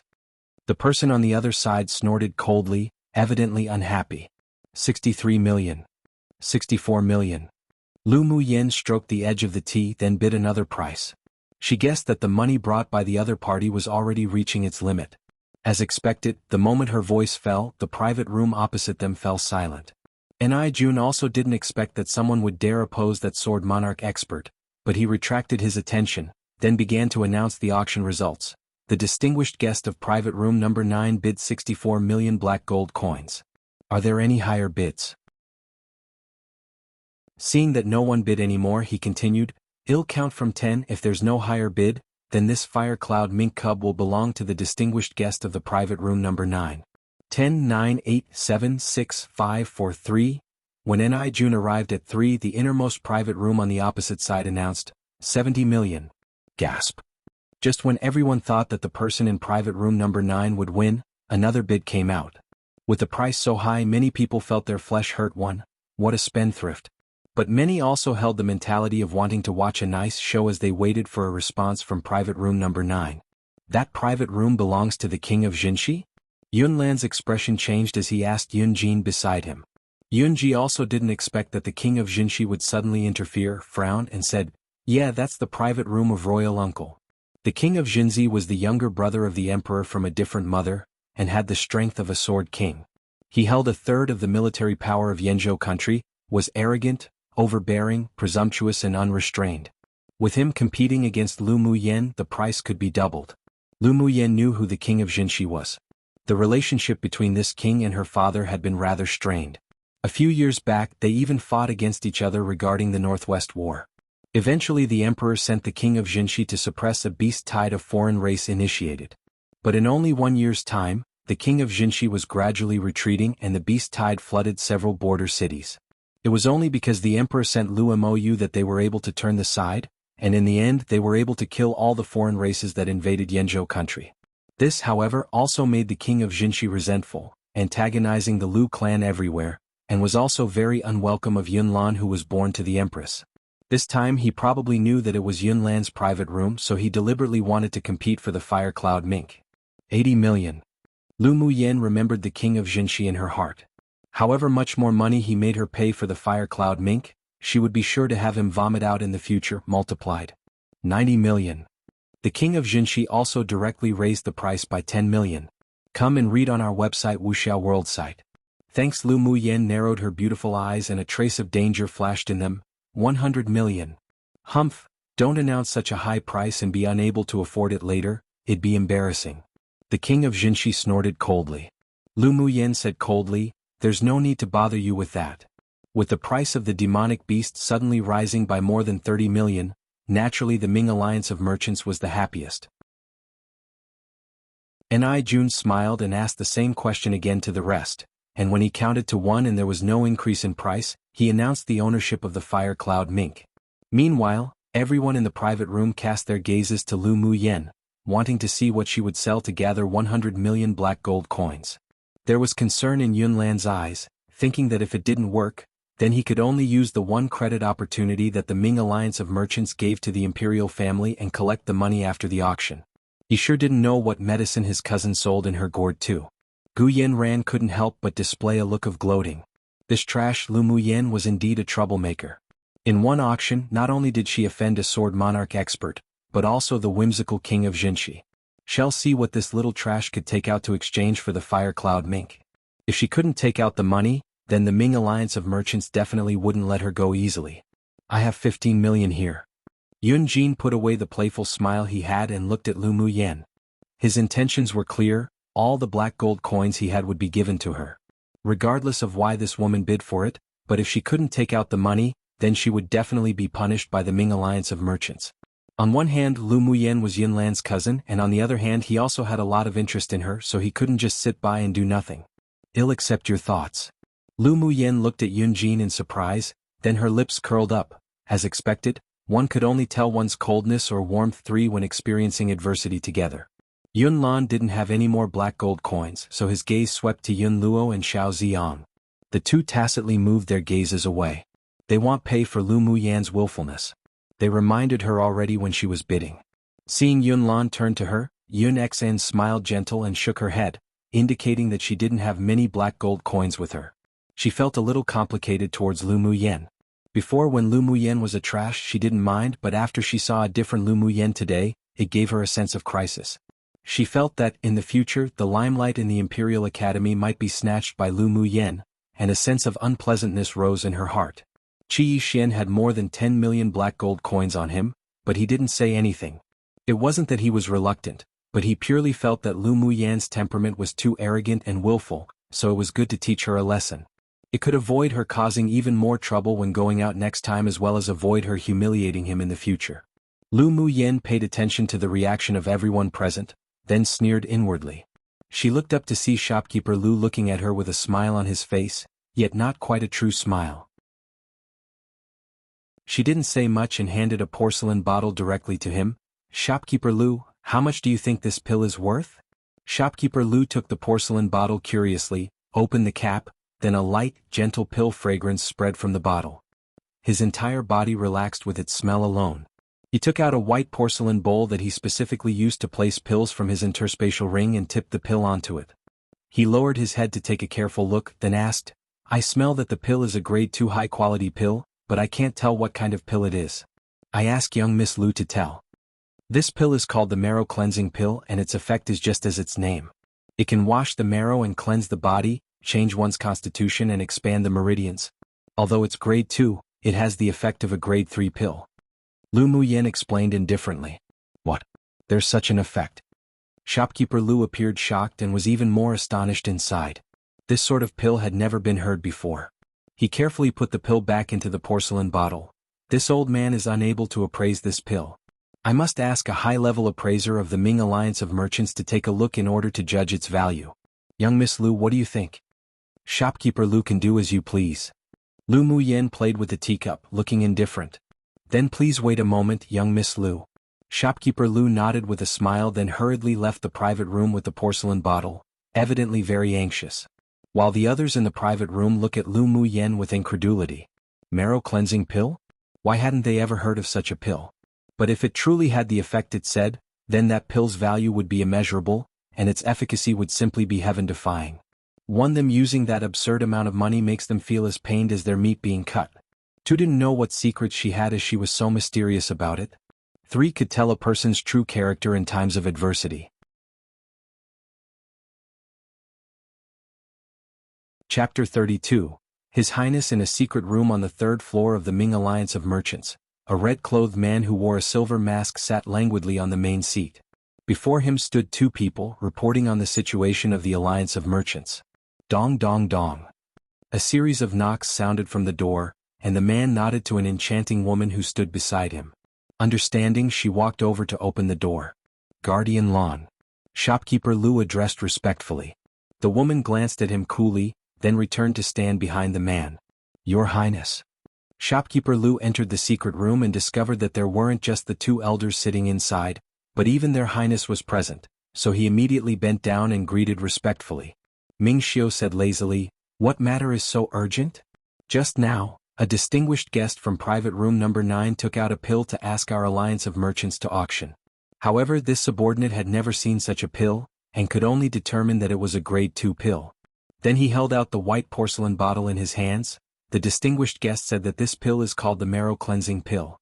Even though it's only a grade 2 pill, but its effect is not lower than the average grade 3 pill. "Marrow cleansing pill." Ming Xiu murmured softly. "Yes." The distinguished guest said that the marrow cleansing pill can wash the marrow and cleanse the body, change one's constitution and expand the meridians. Shopkeeper Lu repeated Lu Muyan's words. "Let me see." Ming Xiu stretched out his hand.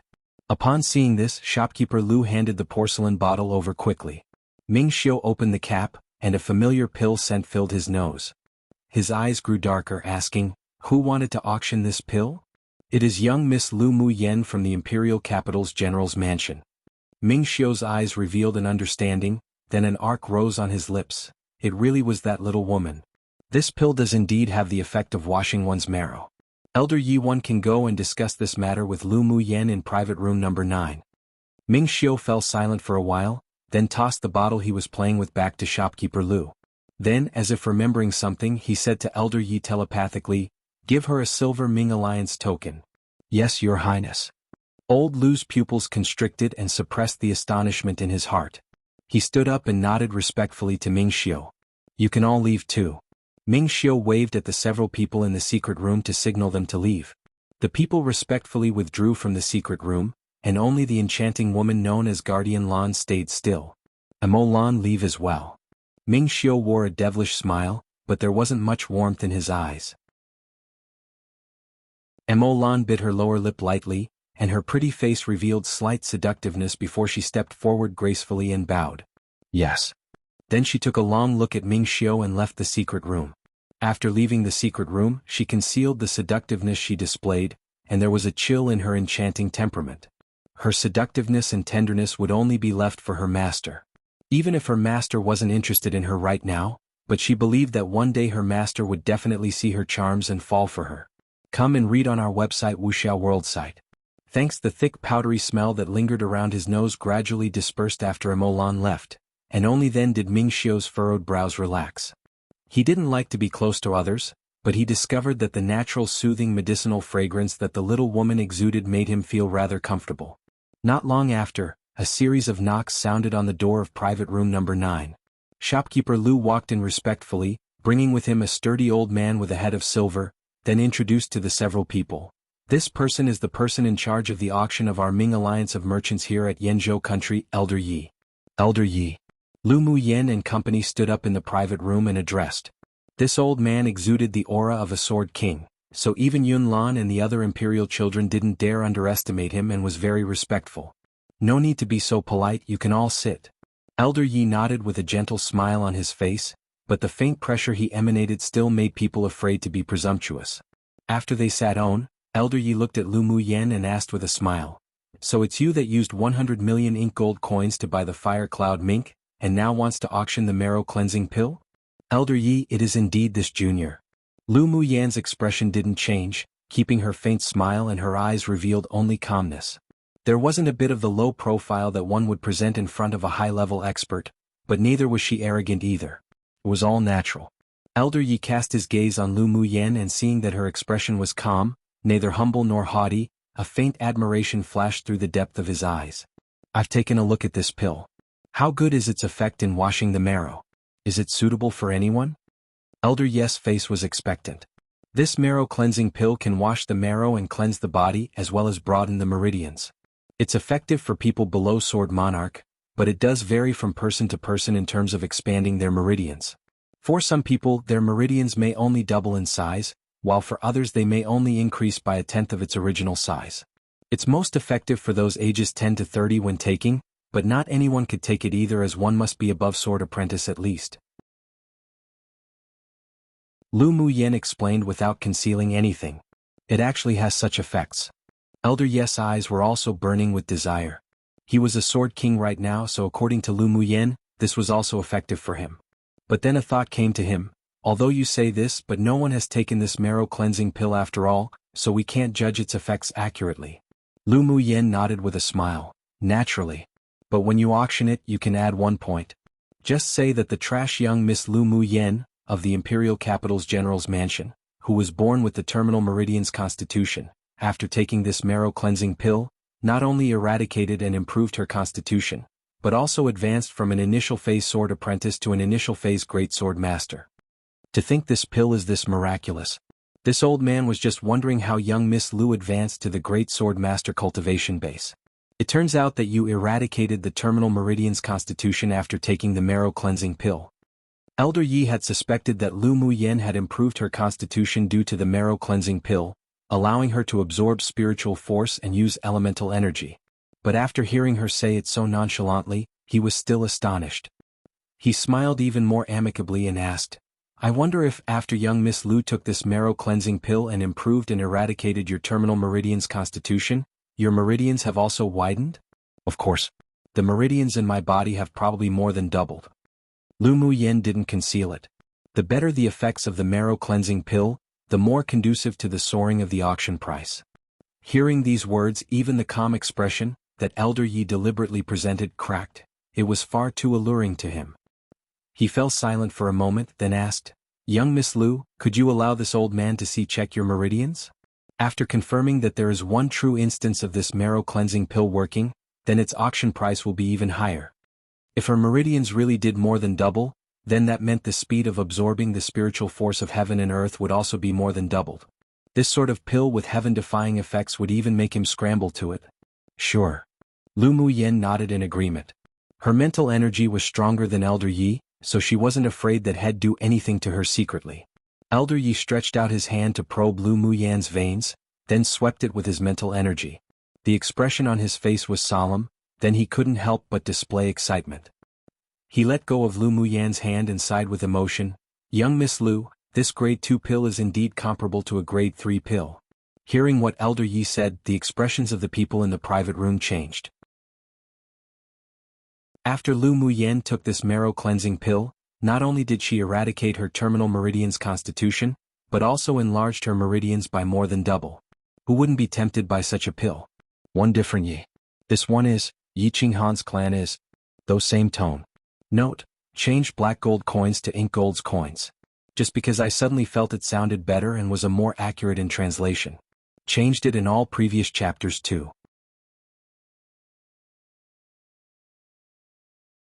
Table of Contents with Elder Yes affirmation. The eyes of the people in the private room changed when looking at Lu Muyen. Even those that followed Elder Yi into the room stared with a fierce desire at the white porcelain bottle he was holding. Elder Yi thought a bit, then asked Lu Muyen with a smile, What starting price does young Miss Lu plan to set for this pill? I don't really understand these things, but I believe the Ming Alliance of Merchants will help me sell this at a good price. So I ask of Elder Yi to also set the starting price. Lu Muyen displayed a gentle smile. She showed a lot of trust towards the Ming Alliance of Merchants. Elder Yi nodded and smiled, saying, Since that is the case, then this old man will set the price for young Miss Lu. Then ill trouble Elder Yi. Lu Muyen replied politely. Elder Yi nodded with a smile, thought a little, then couldn't help but ask, Young Miss Lu, do you still have more marrow-cleansing pills? He originally wanted to ask how Lu Muyen obtained this marrow-cleansing pill. Was it because she met a powerful alchemist? But he held back. After all, the majority of alchemists had weird temperaments and didn't like other people inquiring about them. She could only do his best to befriend Lu Muyen for now. The others also stared at Lu Muyen with scorching gazes. I also obtained this marrow-cleansing pill by accident, and while I do indeed have 2 more on me, I don't plan on selling them. Lu Muyen refused with a smile. Things that were rare were more expensive. She didn't want to suddenly take out so many at once, and as Yi Qinghan reminded, it wasn't suitable for her to reveal her identity as an alchemist. Right now, her main task was to increase her strength as soon as possible. Then that truly is a pity. Old Lu revealed some disappointment, but he quickly recovered his composure, smiled and said, If young Miss Lu has other good pills or items you would like to sell in the future, then you can come to our Ming Alliance of Merchants. I promise you a satisfactory price. After speaking, Elder Yi took out a silver token the size of a palm with the word Ming on it, then handed it to Lu Muyen. This is a token that is only given to the top distinguished guests of our Ming Alliance of Merchants. Now, this old man will make an exception and gift one to young Miss Lu. Seeing Elder Yi take out a silver token and hand it to Lu Muyen, everyone's expressions changed. To think the moment the Ming Alliance of Merchants gifted something, they gift something that was a representation of power, the silver token that was only given to those who had the strength of a sword monarch and above, all this because Lu Muyen wanted to auction the marrow-cleansing pill? This was too exaggerated. Lu Muyen's luck was so good that it made people jealous, envy and hateful one. But even if some of them had their doubts about this, the Ming Alliance of Merchants had always been domineering, so no one dared to question or object to the decisions they made. Gu Yanran was in an exceptionally bad mood. Even when her nails embedded into her flesh, she didn't feel the pain, and she tried hard to cover up the jealousy in her eyes. She didn't expect that Lu Muyen not only turned the tables, experienced such a fortuitous opportunity in obtaining the marrow-cleansing pill that eradicated her terminal meridian's constitution, became an initial phase great sword master, but was now also so highly regarded by the Ming alliance of merchants. What sort of dog-crap luck too did she step on? Lu Muyen took the token and felt that there was a small array hidden inside the silver token. An understanding crossed her eyes. The Ming alliance of merchant strength was certainly powerful. Thank you, Elder Yi. I, Lu Muyen, will remember this personal favor. Lu Muyen put the token into her interspatial ring and accepted Elder Yi's display of friendliness. The affection in Elder Yi's eyes thickened.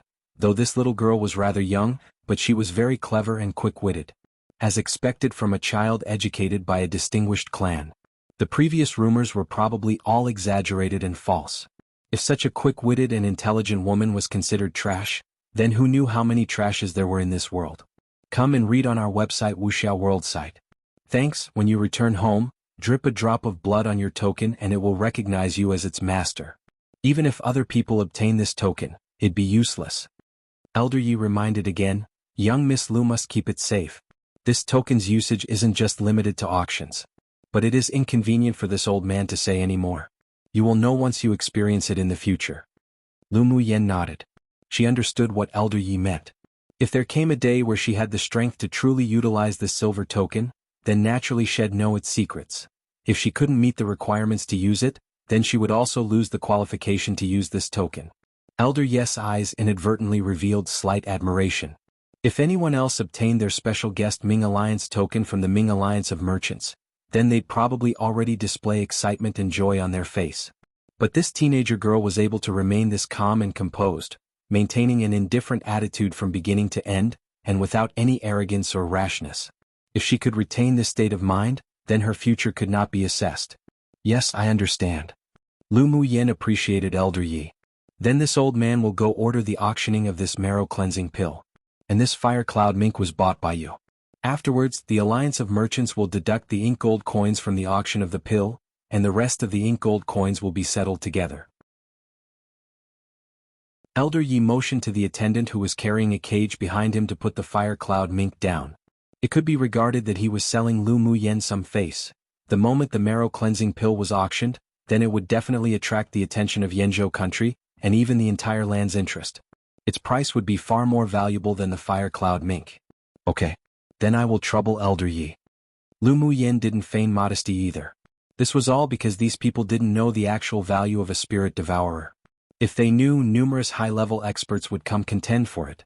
After Elder Yi took his people and left, everyone's eyes were focused on Lu Muyen, with a burning desire, particularly Xiao Ziyang. He was an alchemist to begin with and loved alchemy. He was about to stare a hole through Lu Muyen right now.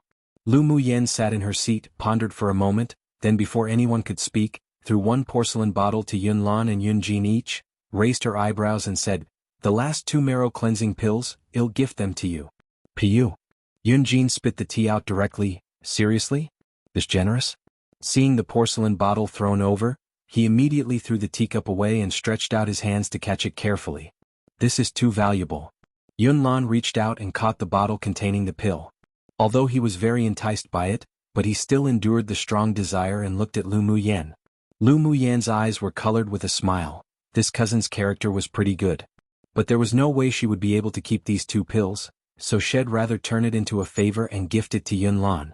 Her aunt loved her dearly since she was young, so this was also a sort of repayment. As for gifting it to Yunjin, one was because she felt that this man was rather pleasing to the eye earlier, and also because last time when Lu Muyen was injured by Guyen Ran, it was Yunjin that stopped the woman's final attack and sent her back to the general's mansion. Otherwise her dantian would have definitely been destroyed.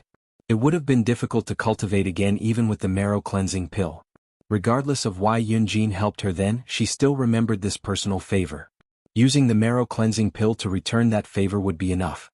She had always done what she wanted in life. If a person looked pleasing to the eye, then magic tools, pills, so what if she gave it out at will? While if one wasn't pleasing to her eye, no matter how strong they were, how strong their background, if she said she didn't have any, then she didn't have any.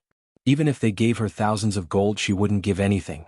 As they waited for the pill in Elder Yi's hands to be auctioned, she thought about the fact that not only would the marrow-cleansing pill rouse people's attentions, but she would probably have people attentive of her as well.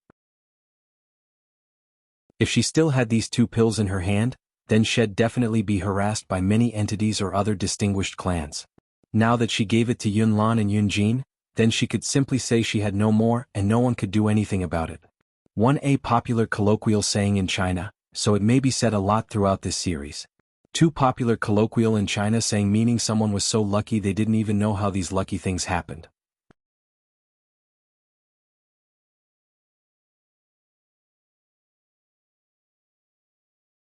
Chapter 34. Respective clans. Both of them were members of the imperial family. Yunjin's maternal clan's background was also very strong, so she wasn't afraid of the imperial family making things difficult for them after giving them the marrow cleansing pills. Just take it. My aunt has always doted on me like her own daughter. We're relatives, it's just a pill, no need to bother about it. Lu Muyen smiled, paying it no mind. Yunlan slightly revealed his gratefulness. He didn't expect that this cousin that he had only met a few times would be this forthright and generous. Though his Empress mother definitely played a large role. Alright. Then I won't be polite. This marrow cleansing pill is indeed very important to me. I'll remember this personal favor. If Mu Yen has anything you need in the future, you can come and find me. Yunlan promised with a smile. Sure. Lu Muyen blinked. Lu Muyen, Yunlan's your cousin, it makes sense for you to give it to him. But why give it to me? Yunjin couldn't figure out why Lu Muyen also gifted her one. Unless it was just because of what happened earlier where he supported her with some money? But that's impossible. Lu Muyen didn't conceal it either. Last time I was injured by that little white flower, it was you who prevented her from destroying my Danton, then sent me back to the general's mansion. Consider this marrow cleansing pill as returning that personal favor. That's just a trivial matter, it's not worth you giving me such a valuable pill. Yunjin did desire this pill very much, but he still felt that it wasn't good to just take such a valuable thing from Lu Muyen without giving anything in return. Lu Muyen held her forehead, then glared at him. Isn't it fine to just find you pleasing to the eye? A big man like you being so wishy-washy, if you don't want it then return it. I want it, how could I not want it? Yunjin put the pill into his interspatial ring with a mischievous grin, fearing that Lu Muyen really regretted it and wanted it back. Lu Muyen, don't worry, this big brother will cover for you in the Imperial Academy from now on. If anyone bullies you again, I'll break her leg. Yunjin glanced indicatively at Guyen Ran. He never liked this scheming woman. Lu Muyen rolled her eyes at him. No need, I'll clean up those random cats and dogs. Hearing the unscrupulous words between the two, Guyen Ran's face paled and hatred rose in her heart, but her expression was aggrieved. Her white teeth bit her lower lip as if she wanted to cry yet was holding it back. It was just like a delicate flower that was being ravaged by the wind. But it was a pity that Qi Yishen's thoughts weren't on her at all, and the others were even more uninterested in her. Her behavior was completely ignored. She took a deep breath and suppressed the urge to burst out immediately. Her nails were deeply embedded in her palm. After the Academy's annual competition, she would definitely strike Lu Muyen back into the dust she had been in before. As for the marrow cleansing pill, she would definitely obtain one to wash her marrow, cleanse her body and widen her meridians. Guyen Ran's eyes flickered. When the auction was over, she should enter the palace. She believed that her elder sister would definitely help her remove Lu Muyen and obtain the marrow cleansing pill. Lu Muyen, do you still have any more marrow cleansing pills? Can you sell one to me?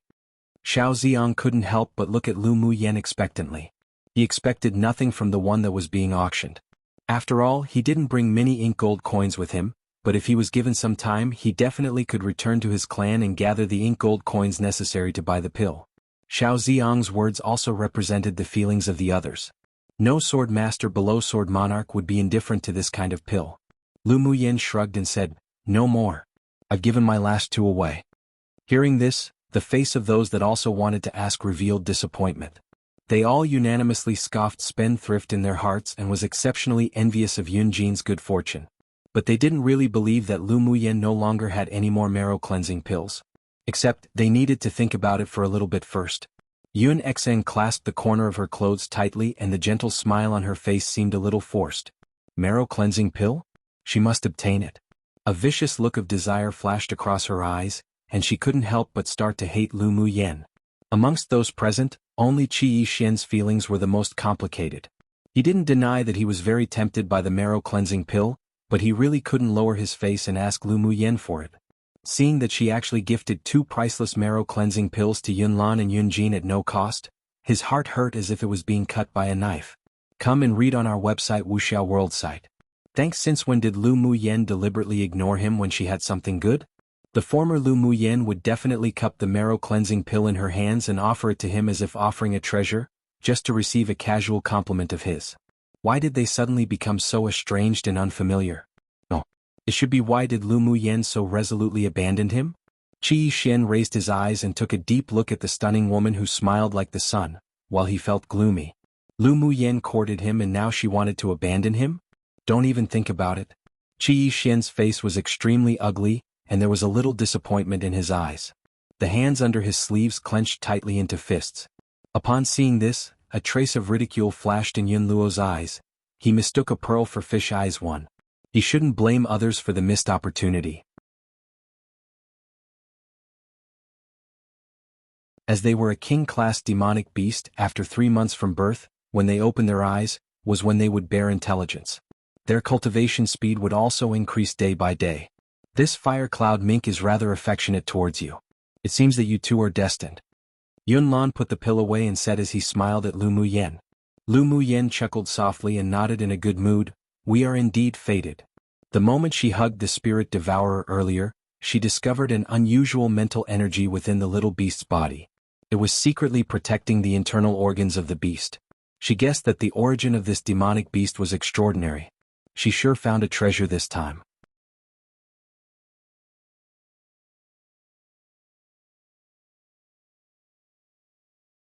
Chapter 35. Causing a sensation amongst the audience. The marrow cleansing pill didn't directly join the auction. There were still many things that were auctioned first. Lu Muyen also won a purple monkey flower that was an ingredient required to refine the foundation establishment pill. As for the other manuals, spirit tools and spiritual armor, she didn't need them. But overall she gained a lot from this auction. The rest in the room also won the items they wanted in general, but because of the appearance of the marrow cleansing pill, they weren't in high spirits. After all the items were auctioned off, Ai Jun smiled and said, "The next auction is an exceptionally significant finale item that the Ming Alliance of Merchants just received. The auction of this finale product will also be personally presided over by our Alliance of Merchants high-level appraiser and the person in charge of the auction of Yenzhou country, Elder Yi." Wow! Hearing Ai Jun's words, the people below erupted. What sort of significant finale item could personally bother Elder Yi? He wasn't just a Sword King expert, but also a middle-level smith. It was rare to see him come out and preside over an auction. However, it was because of the significance the Ming Alliance of Merchants placed on this that the distinguished guests were ready to make their moves. They were looking forward to this significant finale item. Hearing the excited chatter of the people below, Ai Jun naturally stood to the side. Elder Yi walked up onto the auction stage, and behind him was a beautiful woman holding a tray with a white porcelain bottle on it. Seeing that the auction item was a white porcelain bottle, fierce flames of desire rose in their eyes. This sort of bottle usually contained pills. Alchemists on Tianling continent were scarce, and pills were even scarcer. It was already rare that a grade 1 pill could find its way to the public. This pill must be extraordinary for a Sword King expert to personally come to preside over the auction of it, so everyone was exceptionally expectant and excited. Even those within the private rooms were on the edges of their seats, looking forward to it. Elder Yi coughed gently, and the audience immediately silences. With a gentle smile on his face that made him appear like a spring breeze, he said, "This finale item is personally appraised by this old man, and so it will also be auctioned off by this old man. I believe it will not disappoint everyone." Seeing countless eyes staring at him fervently, Elder Yi smiled in satisfaction and continued, "This time, the finale auction item of our Ming Alliance of Merchants is precisely this grade 2 pill on this tray, called marrow cleansing pill. I believe no one has heard of this marrow cleansing pill before, but its effects are heaven-defying. Although it's a grade 2 pill, it's comparable to a grade 3 pill, and perhaps even more precious than a grade 3 pill." Elder Yi paused, then added. A commotion rose from below. They didn't expect that the item being auctioned was a grade 2 pill that was comparable to a grade 3 pill, and the name alone made people expectant. "Elder Yi, quickly tell us the marrow cleansing pill's effects." Finally, someone who couldn't wait shouted excitedly from below, and he also spoke what everyone was thinking. Elder Yi laughed loudly. "This marrow cleansing pill can wash the marrow and cleanse the body, expand the meridians and change one's constitution. It's effective to those below Sword Monarch stage and has no side effects. Even this old man can't help but be tempted, so this old man will also join in on the bidding later. Wow! There was another uproar below. Everyone was stunned, then a frenzied look appeared. This pill actually had such heaven-defying effects.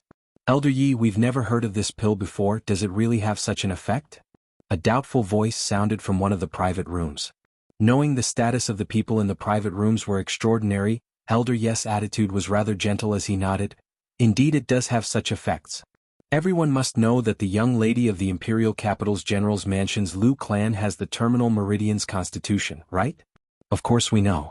Young Miss Trash from the General's Mansion, she's so famous, who doesn't know? A young male's voice sounded from the private room of the King of Jinshi that carried ridicule but wasn't the king himself. Elder Yi quickly concealed the unhappiness in his eyes, smiled and said, Young Miss Lu took a marrow cleansing pill recently, and not only did she eradicate her Terminal Meridian's constitution, but she also advanced directly from an initial phase sword apprentice to an initial phase great sword master. I'm sure everyone here knows that it's impossible for a person with the Terminal Meridian's constitution to cultivate to a cultivation base above sword apprentice.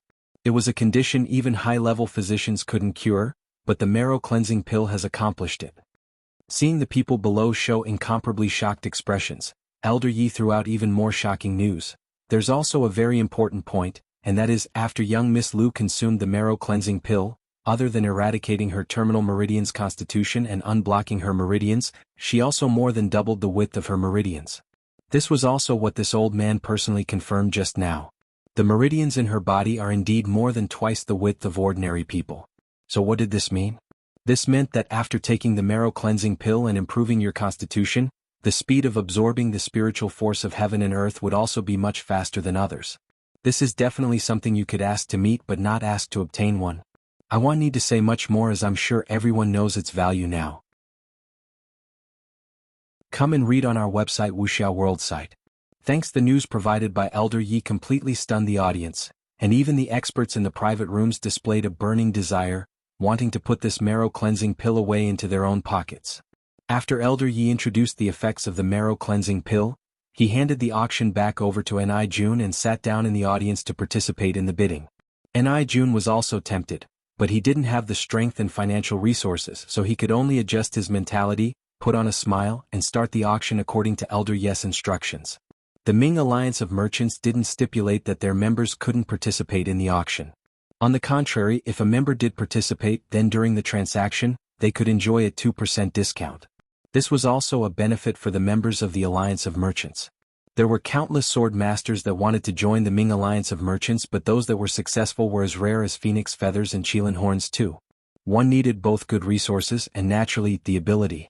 I believe that what Elder Yi said is very clear, and everyone must understand the value of this marrow cleansing pill. I won't say much more now. Let the bidding begin. The starting price is 10 million ink gold coins. As soon as Ni Jun's voice fell, the bidding started one after another.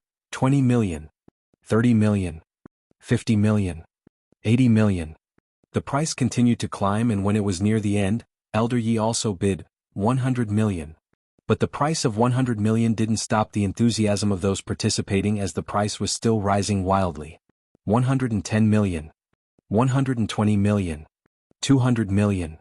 The price of 200 million exploded from a private room. Elder Yi cast his gaze towards that private room, and a sliver of understanding rose in his eyes, but it didn't stop his desire for the marrow cleansing pill. 230 million, 250 million, 260 million. Suddenly, another person joined from another private room. 270 million. Elder Yi continued. 280 million. There was slight rage in this voice, probably because it had reached their baseline. The person in the other room fell silent, then continued. 290 million. 300 million. Elder Yi's face changed slightly, but his tone was still relaxed. He had gained a lot of savings since joining the Ming Alliance of Merchants over the years, so it was fine. The price exceeded the baseline of the other party, and in the end the other two people in their private rooms had no choice but to stop. After all, in a small, medium-strength country like Yenzhou country, there were very few people who could take out more than 300 million ink gold coins. In the end, Elder Yi won the marrow cleansing pill for 300 million ink gold coins. Several people pitted that they missed the marrow cleansing pill because they didn't bring enough ink gold coins and decided to inquire about the origin of the pill after the auction. 1. It's so rare it's practically unobtainable for the majority of the population. 2. Popular idiom meaning something is very, very scarce or rare. Qilin is often translated as unicorn, but it's not quite right, because a unicorn is a separate creature in China. So I'm leaving the original pinyin. The idiom is, but if I just said Lin horns it doesn't quite make sense, so yeah.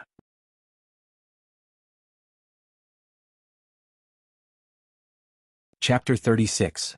Ming Xiu's order. The price also shocked the people in the private room with Lu Muyen.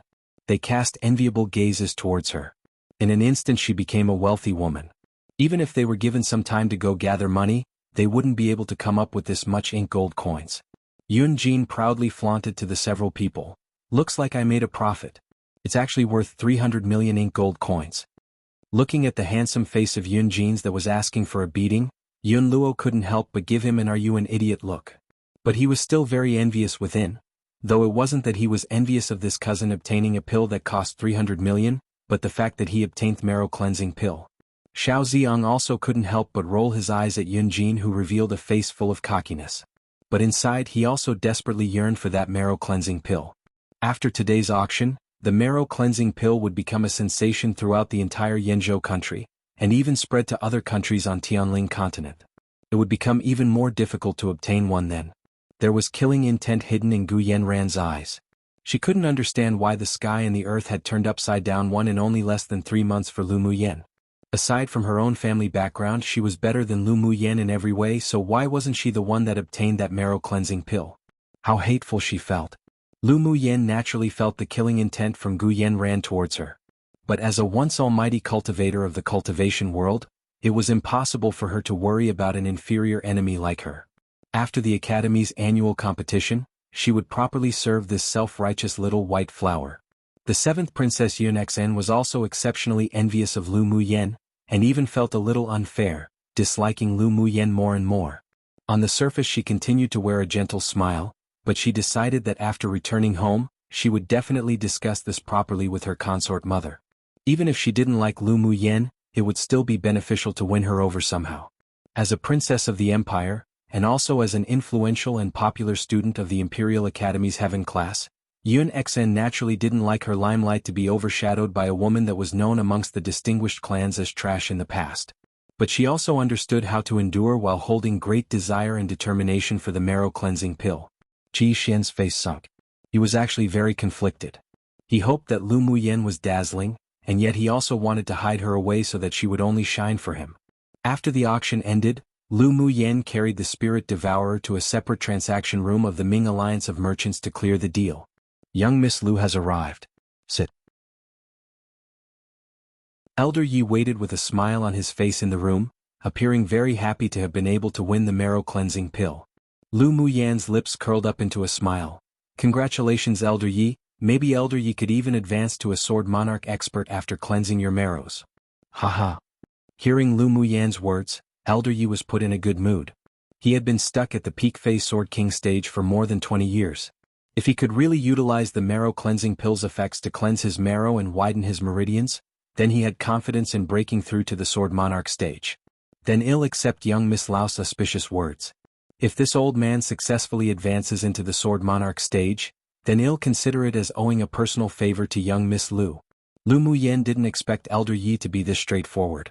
A Sword Monarch's personal favor was hard to obtain, particularly becoming acquainted with someone like Elder Yi, who was also a high-level appraiser. Since the other party extended an olive branch too, then should naturally accept it, then he'll accept it with thick skin. Elder Yi nodded appreciatively. He usually disliked hypocritical people, so seeing that Lu Muyen could judge the hour and size up the situation, was not being hypocritical, and possessed a likable temperament, he felt fonder of this little girl. Young Miss Lu, your marrow cleansing pill was sold for 300 million ink gold coins. After deducting the 2% commission fee for the Ming Alliance of Merchants, as well as the price of the fire cloud mink you bought, this is the rest. Elder Yi took out a purple crystal card, ready to transfer the money over. Lu Muyen took out her purple crystal card and handed it to Elder Yi. Elder Yi, could I exchange the ink gold coins into purple gold coins? In reality, Ink gold coins weren't that valuable on this land, and only in a small country like Yenzhou country did 300 million ink gold coins appear to be a huge amount of wealth. Naturally, Elder Yi took the card and directly converted the ink gold coins to purple gold coins and transferred it to her card. Thank you. Lu Muyen put the card away, smiling. Remembering that at the end of the auction many people who had even a bit of power to them came to him and inquired about the person who sold the marrow cleansing pill, he reminded, "Young Miss Lu, this marrow cleansing pill already made many people with some background notice you, so you must be more careful." After Lu Muyen allowed him to release the news that her terminal meridian's constitution was eradicated after consuming the marrow cleansing pill, he believed that many people would go find her, and even the Lu clan, if they couldn't obtain news off of him. Lu Muyen nodded and said, "Thank you, Elder Yi, for the reminder. I know this is unavoidable, so I'm already prepared." Even if she didn't take out the marrow cleansing pill today, the fact that her terminal meridian's constitution was eradicated, and the fact that she advanced to a great sword master, would still attract a lot of attention. Instead of being targeted by a small number of powerful entities that could secretly make trouble for the Lu clan, it was better to let everyone know about the existence of the marrow cleansing pill. It's good to be prepared. If young Miss Lu still has any pills or other rare items to sell, do remember to come to the Ming Alliance of Merchants to find this old man. Of course, you can also find other managers with your silver Ming Alliance token. Elder Yi felt that Lu Muyen was mysterious, had many secrets, and definitely had more nice items. Come and read on our website Wuxia World site. Thanks, but of course, if I have anything good, the first place I'll definitely think of is the Ming Alliance of Merchants. After all, no other alliance could compare to the Ming Alliance of Merchants in terms of credibility and strength. Then that's the best. This old man awaits the next opportunity to work with young Miss Lu. Muyen also looks forward to our next cooperation. Lu Muyen stood up, smiling, and said, "Elder Yi, my cousin and the others are awaiting outside, so I won't bother you anymore. Let us meet again." "All right. Let us meet again." Not long after Lu Muyen left, a red figure appeared in the room. Seeing the visitor, Elder Yi greeted respectfully, "Your Highness. Did you give her the silver token?" The man's voice was clear with a sense of maturity. "Yes, I have given it to her." Elder Yi nodded. "That marrow cleansing pill was won by you?" "Yes." "If this marrow cleansing pill really does have the effects that Lu Muyen said, then I will have a little more confidence breaking through to the Sword Monarch stage." The excitement hidden in Elder Yi's eyes didn't escape the man's eyes. The red-clothed man chuckled softly and his thin lips opened. "You can rest assured. That marrow cleansing pill does indeed have the effect she said." Elder Yi never doubted his master's ability. Who knows where that little girl obtained the marrow cleansing pill? It is a pity that she gave the remaining two away. Before Lu Muyen left, he went to inquire again if she could sell one more, but the answer given was that she already gifted them to Yun Lan and Yun Jin. He sure didn't know if the little girl was too generous, or she had a deeper meaning to her actions. The red-clothed man's lips curled upwards with an incomparably devilish charm. "She's extremely shrewd. It's best to be more friendly with the Lu clan from now on." Since working at the Ming Alliance of Merchants, Elder Yi had never seen his proud and uninhibited master ever order them to attempt to befriend anyone, let alone see him pay attention to and care about anyone. Despite the many questions he had, he didn't dare ask them aloud and took his words to heart. Since his master saw promise in Lu Muyen, then later he would order the person in charge of the alliance in Yenzhou country to be as friendly to the Lu clan as possible. "Yes. I will pass on the order to befriend the Lu clan. From now on, send me a copy of all the news about her." Ming Xiu curled his lips. Others didn't know, but he knew that the marrow cleansing pill was definitely refined by Lu Muyen herself. That little woman was becoming more and more interesting. "Yes, master." One, everything changed so drastically, a 180-degree change. Two, this one's an English saying originating from ancient Greece and ancient Egypt, according to my few seconds-long Google search. But Chinese also appear to say it a lot, and it means like a show of peace and friendship. Three, knows what to say and do, and when to say and do them in the appropriate moments. Note, so all I did today was stay up till 3:30 a.m. binge watching You Are My Glory and finally finished all 32 episodes.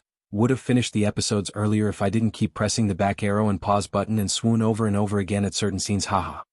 So today I'll just post one chapter because I'm running out of chapters I've saved up, tongue sticking out. Also, I recommend this C-drama.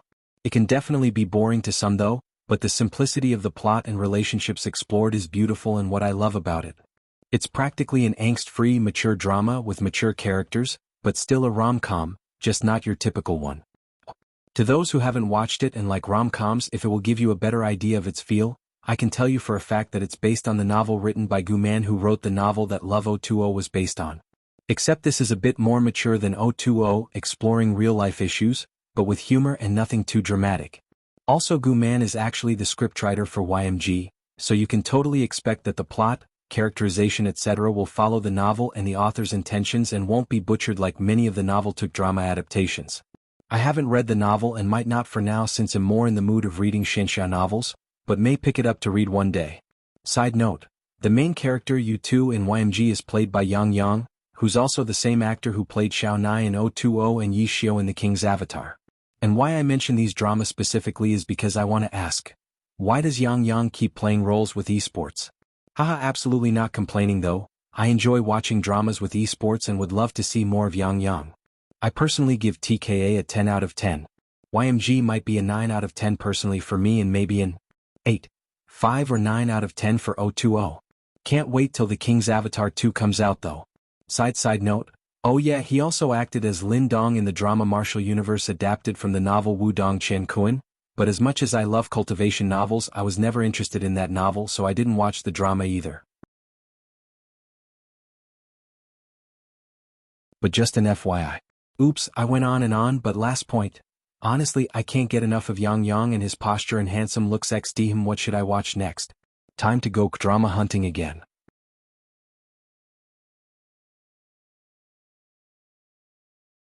Chapter 37. A bet with the Sword Monarch. After Lu Muyen left the transaction area, she went to join Yun Lan and the rest. As soon as she exited the door of the Ming Alliance of Merchants, she saw a burly middle-aged man and a black-clothed, skinny old man stop Yun Lan and the others in their steps. When she thought about it, she easily guessed who they were. Muyen, how about I send you back to the general's mansion? Yun Lan found Lu Muyen walking out towards them from the entrance and gave her a surreptitious, meaningful look. Just now, the king of Jinshi asked them who bought the fire cloud mink, and although he desperately tried to hide it, but Gu Yanran told them, and now they could only send Lu Muyen away first. Lu Muyen nodded with a smile. Sure. Although she said that, she knew that things wouldn't be that simple today. She wouldn't be able to leave easily. Why be in such a rush? The king of Jinshi stretched out his arm to stop Yun Lan. He still had business to settle, so how could he allow Yun Lan to take the person away? Then he swept his gaze to Lu Muyen, examining her. With a light purple dress, hair worn in a simplistic style, indifference in her eyes, an elegant and otherworldly temperament, and a beautiful face without powder, even if she was rather young, she had the disposition of one who's capable of causing the downfall of a country one. Lu Muyen was one of the very few people whose appearance he considered pleasing to the eye. But it was a pity that this beauty was Lu Mo's daughter. He couldn't touch her. This is General Lao's daughter, correct? Yun Tianzong had seen Lu Muyen before, but she didn't leave any impressions at the time. What he knew more deeply was Lu Muyen's reputation as trash, which he often used to ridicule Lu Mo, king of Jinshi. Lu Muyen nodded with apathy and distance. She didn't want to show any looks of goodwill to her father's enemy, not to mention the man's wanton gaze made her feel exceptionally unpleasant. A killing intent rose in her heart. You won the fire cloud mink? Yun Tianzong hadn't yet spoken when the skinny old man in black asked Lu Muyen first. Lu Muyen's expression didn't change as she nodded. Yes. Hand it over to this old man now. What this old man said before is still valid. I owe you a personal favor. The black-clothed old man was expressionless with a sharp look in his eyes. Apologies, senior. This junior's answer remains the same. Wanting to take advantage of his seniority and age and bully the weak, as if she'd allow that. Little girl, this old man is a sword monarch expert. Didn't your father teach you the principle of being kind to others? The black-clothed old man's eyes were full of displeasure and a pressure that only belonged to the strong spread from him. Ever since he advanced to a sword monarch, there were fewer people who didn't give him any face. Lu Muyen's lips curled into a smile, and yet it couldn't be considered a smile. One couldn't understand what she was feeling as she looked at the man's eyes fearlessly. Presumably senior also understands the rules of an auction, right? The person with the highest price wins the item. This has been the unchanging principle since old times. If senior must snatch the fire cloud mink from me in front of the Ming Alliance of Merchants entrance today, then this junior has nothing to say. So what if he was a sword monarch? She's really had enough. Everyone just wanted to step on her these days. What's that all about? She wouldn't tolerate and compromise, but in the face of absolute strength, she wouldn't have a brain cramp too and directly engage in battle with this sword monarch. Come and read on our website Wuxia World site. Thanks. Just what do you want done so that you can give this fire cloud mink to this old man? The black-clothed old man's face sank. His hoarse voice carried with it a little anger, and the pressure he exuded thickened a little. Lu Muyen narrowed her eyes, straightened her back and bore the pressure the black-clothed old man deliberately released upon her. A layer of sweat rose on her nose and her face grew slightly pale. It was the first time that she had faced a pressure from a sword monarch expert by herself. The gap between 3 major stages truly wasn't a joke. The pressure alone already made her unable to move her feet. If they really did start fighting, then that old man could seriously take her little life in minutes. Yunlan's clenched hands were full of cold sweat. This strong sword monarch expert's face was as thin as sticks, his complexion was slightly green, and hidden in his eyes was an ominous glint and viciousness. This person probably practiced skills relating to the path of the ghost, had an unpredictable temperament, and was definitely cruel and ruthless. He couldn't let Lu Muyen be in danger, but it was inconvenient to leave, so he surreptitiously gave Yunjin a look. Yunjin nodded gently. What Yunlan worried about was what he was worried about. Looking up, he saw that the sword monarch didn't even care about the rest of them, so he silently retreated through the crowd of people and returned to the Ming Alliance of Merchants to ask for help. After a short stalemate, Lu Muyen saw that the other party's face was covered in a shadow and his eyes revealed more and more impatience. With a thought, the palm-sized little white beast landed in her hands, then she smiled at the old man lightly. "Senior, how about we make a bet?" "What bet?" The black-clothed old man glanced at the little white beast with a flame of desire in his eyes. Then he raised his eyes and looked at Lu Muyen to see what sort of tricks she wanted to play. "Since this little beast is important to both of us, then why not see what it chooses? How about that?" Lu Muyen smiled generously and said, "If the fire cloud mink recognizes Senior as its master, then I will give it directly to Senior, without taking a cent, and I need Senior to owe me that personal favor. But if it still chooses this junior, then it proves that it is more fated with this junior. I ask that Senior let go when that happens." Lu Muyen didn't forget the appropriate respect that should be given to experts, but her attitude and tone was neither humble nor haughty. The black-clothed old man's lips curled up slightly. He probed the fire cloud mink's forehead using his mental energy and discovered that nothing suspicious had been done to its sea of consciousness, so he nodded. "Fine." He secretly laughed at Lu Muyen's naivety. Everyone only knew that he was a sword monarch expert, but they didn't know that he was also a spirit beast master. It was just a tier 2 demonic beast. Even if he was only a low-level spirit beast master, he could still easily obtain it. "Then Senior, please." Lu Muyen's lips curled up, placed the little beast on the floor, then took a few steps back. Because the auction just ended, there were many people who were attracted by the news of their bet, and those that wanted to watch a show all stopped and crowded around. Seeing Lu Muyen's actions, they guessed that she wanted to yield the fire cloud mink to the sword monarch expert. But to give herself a proper way out of the embarrassing situation, she made such a meaningless bet. Gu Yanran's clenched hands beneath her sleeves suddenly loosened and her eyes revealed a sense of gloating. For a demonic beast, she even dared to offend a sword monarch expert. Lu Muyen was truly an idiot. When the time came when she lost her bet, it was like losing one's army on top of losing one's wife 3. She'd just wait to watch this trash start crying when the time came. And at this time, Ming Xiu, who was about to exit the Ming Alliance of Merchants with Elder Yi, stopped in his steps. He watched with interest as he folded his arms and leaned against a stone pillar at the entrance. Seeing his master suddenly stop, Elder Yi looked at Ming Xiu befuddled and asked, "Your Highness? Let's take a look first." Ming Xiu cast his gaze on Lu Muyen. He sure wanted to see what tricks this little woman would use to win this bet. One idiom describing a devastatingly beautiful woman. A woman so beautiful that she could make monarchs focus solely on her and disregard their land and people, causing their country's downfall. 2 Chinese equivalent to brain fart. So in this context she won't do stupid things. 3 Chinese idiom meaning suffering a double loss after trying to outsmart the enemy as the enemy outsmarted them.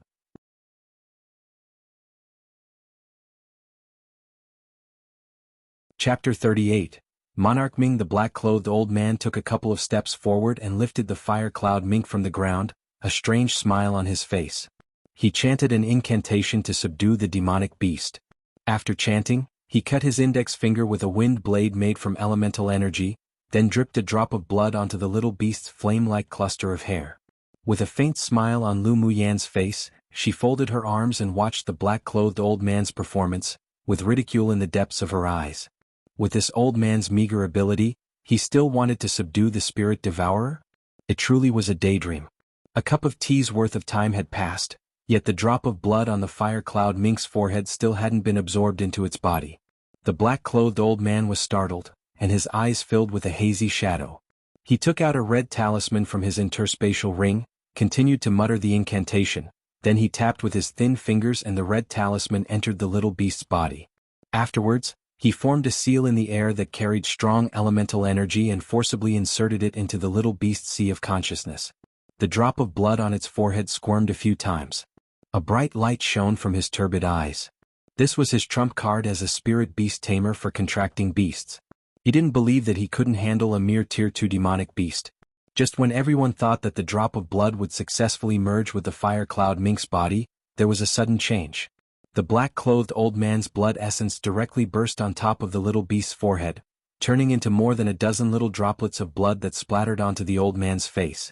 Meanwhile, the fire cloud mink's entire body began to twitch as if it were ill. Disbelief surfaced in the black-clothed old man's eyes. What? He actually failed. How could that be possible? Squeak!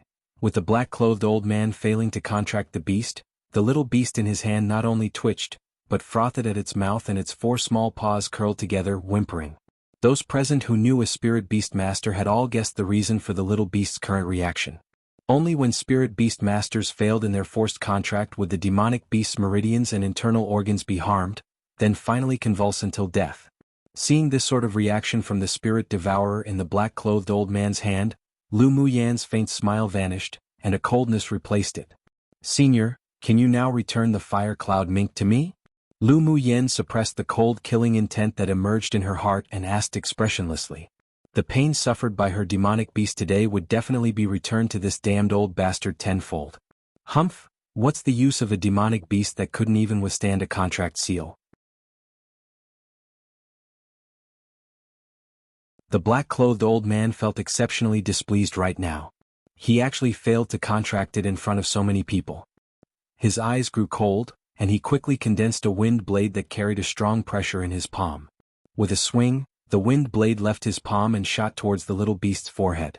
As if sensing a dangerous power, the little beast's body trembled, attempting to avoid it. But because of its limited strength, it was ultimately restrained by the black-clothed sword monarch, unmovable and could only wait for death. Right when the onlookers saw that the wind blade was about to fall onto the fire cloud mink's head, they all sighed with pity at what a waste it was to kill a demonic beast that was worth 100 million.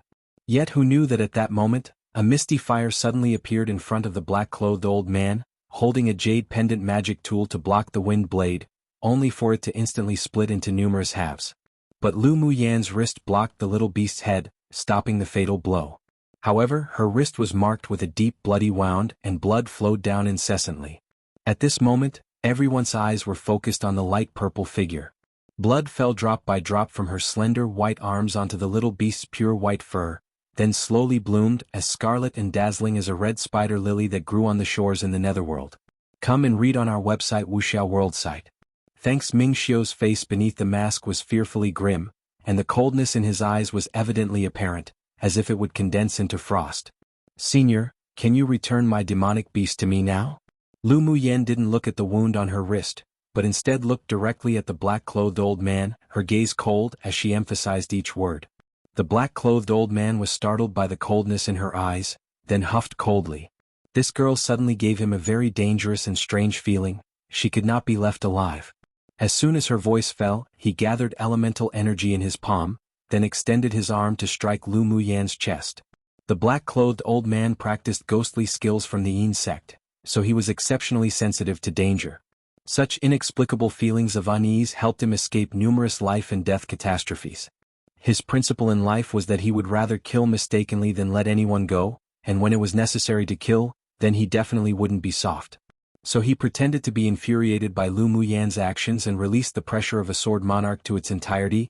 "You dare to stop and provoke this old man, you're seeking death one." Lu Muyan was also infuriated.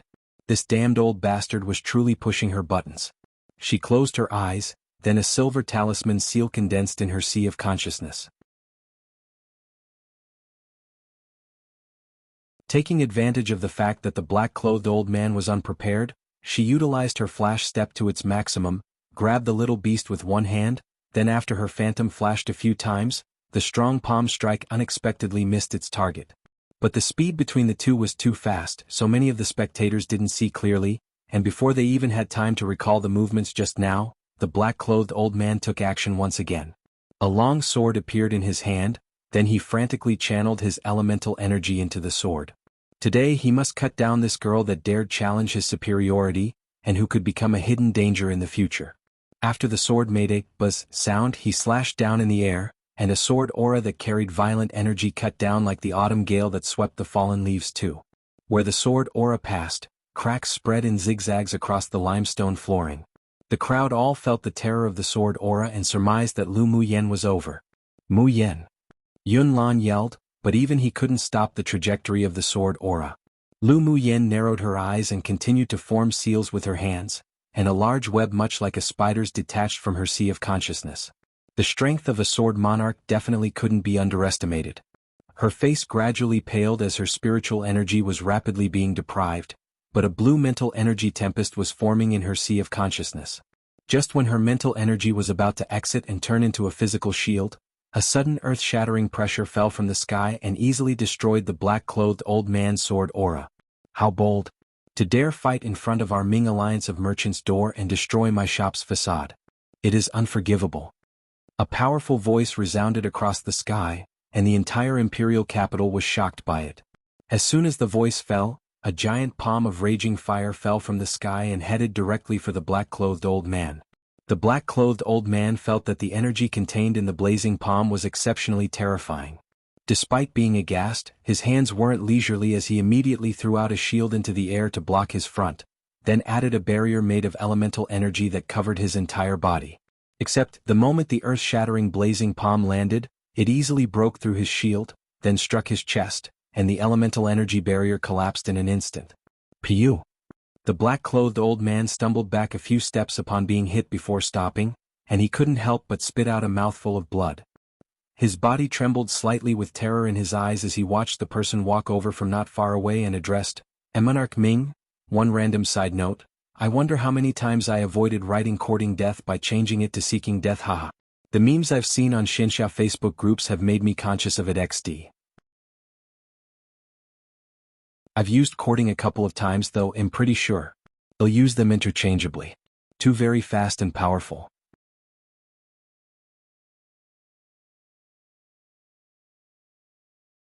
Chapter 39.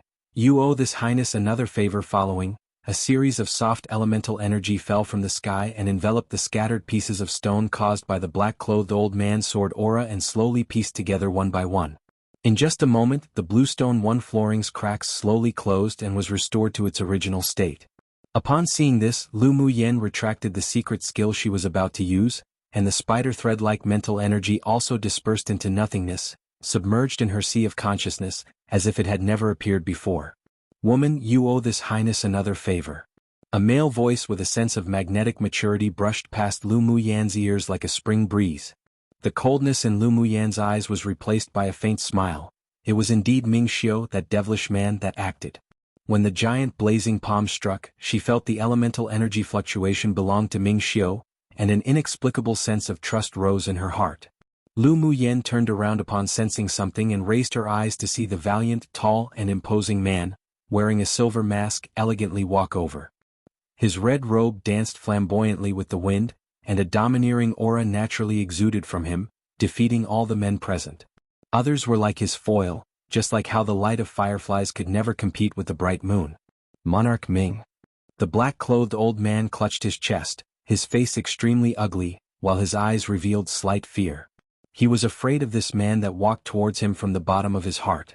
Monarch Ming, the highness of the nine-layer hall too that the Ming Alliance of Merchants was subordinate to. His identity and strength were mysterious and unfathomable, while he acted on whatever he felt like doing, and even had the nickname God of Murder. Amongst the sword monarchs he was unmatched, and even sword sovereigns didn't dare provoke him. Ming Xiu looked askance at him, his voice as cold as water. You recognize this highness? The name of monarch Ming has long resounded throughout Tianling continent. Although this old man has never met your highness, but I have already heard of your highness' deeds. The black-clothed old man barely managed to smile while his posture remained very low.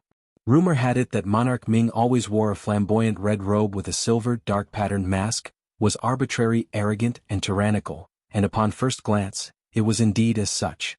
Seeing the complete reversal of attitude by the black-clothed old man, treating the red-clothed man with respect, the crowd of onlookers wondered, who was this man who had a noble and impressive temperament? It was no wonder that the people present didn't know the name of monarch Ming. Although he had long become famous throughout Tianling continent, but that was mainly limited to the high-level sword masters. Those sword masters beneath Sword Monarch stage had no way of engaging in many of the land's secrets. Humph, you've heard of this highness name and yet you still dare be so impudent at the entrance to the Ming Alliance of Merchants. Aren't you very good? Ming Xiu's voice carried a chill and people couldn't help but shudder. I did not intend to offend Monarch Ming. I simply had some disputes with a junior, so I do hope that Monarch Ming does not blame me. The black-clothed old man bent slightly. He could only bow his head in front of formidable strength. Towards monarch Ming, the black-clothed old man couldn't afford to resist or disrespect him. This man's power was unfathomable, his behavior was devilish and cold, and his temperament was even more capricious than those from the ghost sects. Regardless of who provoked him, they'd end up worse than death. Ming Xiu looked askance at Lu Muyen and a rare expression of a smile rose in his narrow phoenix eyes. With a flip of his hand, a medicine bottle appeared in his palm. It is the negligence of my Ming Alliance of Merchants to allow young Miss Lu to have been threatened the moment you stepped out of the entrance, right after participating in our auction. Consider this bottle of medicine as an apology. Ming Xiu's voice was cold and indifferent, and one couldn't hear any emotions. He handed the bottle in his palm to Lu Muyen. This highness will give young Miss Lu an explanation. Lu Muyen rolled her eyes inwardly, he sure could act. But she was close to being in the limelight because of the marrow cleansing pill, so if this devilish man displayed any hint that they recognized each other, then that'd be an even bigger problem. Thank you, Monarch Ming. Lu Muyen respectfully reached out her hand and took the medicine bottle, pulled off its cap then and there and shook the light yellow medicinal powder onto her wound. Come and read on our website Wuxia World site. Thanks. As soon as the wound on the wrist came into contact with the medicinal powder, the blood naturally stopped. The burning sensation also vanished and was replaced by a refreshing sensation. As expected, she knew this devil's items would be extraordinary. He just casually took out a bottle and it was powder from crushed grade 3 healing pills.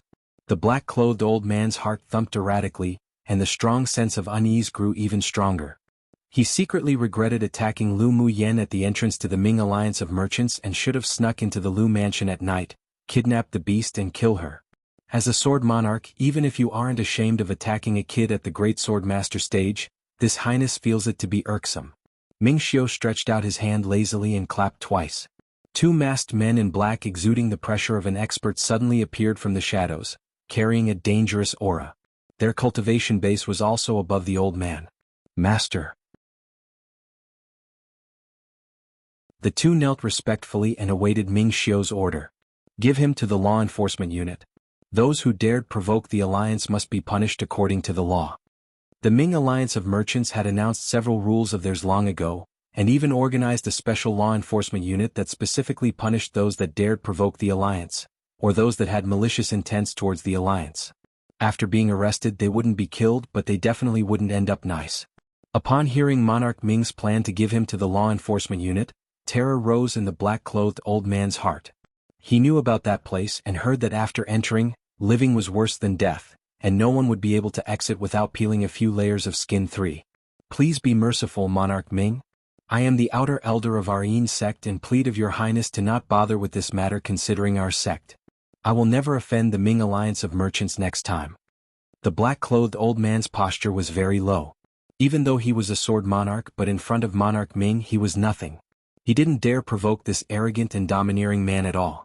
Ming Xiu squinted at the black-clothed old man, greedy for life and fearful of death. It truly was a waste of his cultivation as a sword monarch. Normally he'd be too lazy to take action, but this time this person hurt Lu Muyen, which made him exceptionally displeased. He was unforgivable.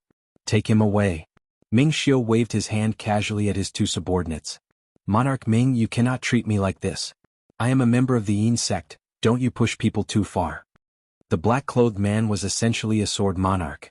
He was already disgraced enough from acting so lowly before, yet Monarch Ming still didn't give him any face. So what about the Yin sect? It has never entered this highness' eyes. Ming Xiu huffed coldly.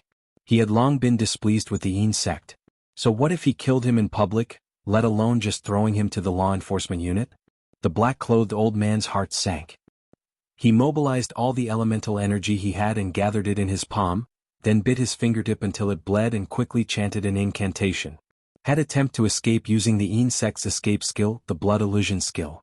If he could successfully escape, then he wouldn't be forcefully captured by the Ming Alliance of Merchants law enforcement unit. As for how to deal with the arrest order given by the Ming Alliance of Merchants, he would think of it later. A ray of blood-red light slowly emerged from the black-clothed old man. Just when it was about to envelop him whole, a golden chain flew out from each of the hands of Ming Xiu's two black-clothed subordinate, locking him in place. It even interrupted the secret skill he attempted to use to escape. The black-clothed old man's eyes were full of dismay and attempted to use his sword skills to resist. However, he couldn't utilize any of his elemental energy as they were forcefully suppressed by the golden chains, and it was then that horror rose in his eyes. As he was being taken away by the two, the black-clothed old man turned his head and glared at Lu Muyen with hostility and killing intent. It was all that little girl's fault today. If he could come out alive from the Ming Alliance of Merchants law enforcement unit's control, then he must refine her into a mummy to dispel his hatred. Lu Muyen sneered, this damned old bastard even had killing intent towards her now, but who knew who'd kill who in the future. The black-clothed sword monarch expert being locked by the golden chain, then disappearing with the two men in black caused everyone present to look at Ming Xiu with horror and fear. Just who was this man? One minor change from limestone to bluestone. Too pretty sure the name of his hall is a reference to the 9 layers of heaven in Chinese mythology. 3 they'd be put through a lot of agony and wouldn't come out unscathed.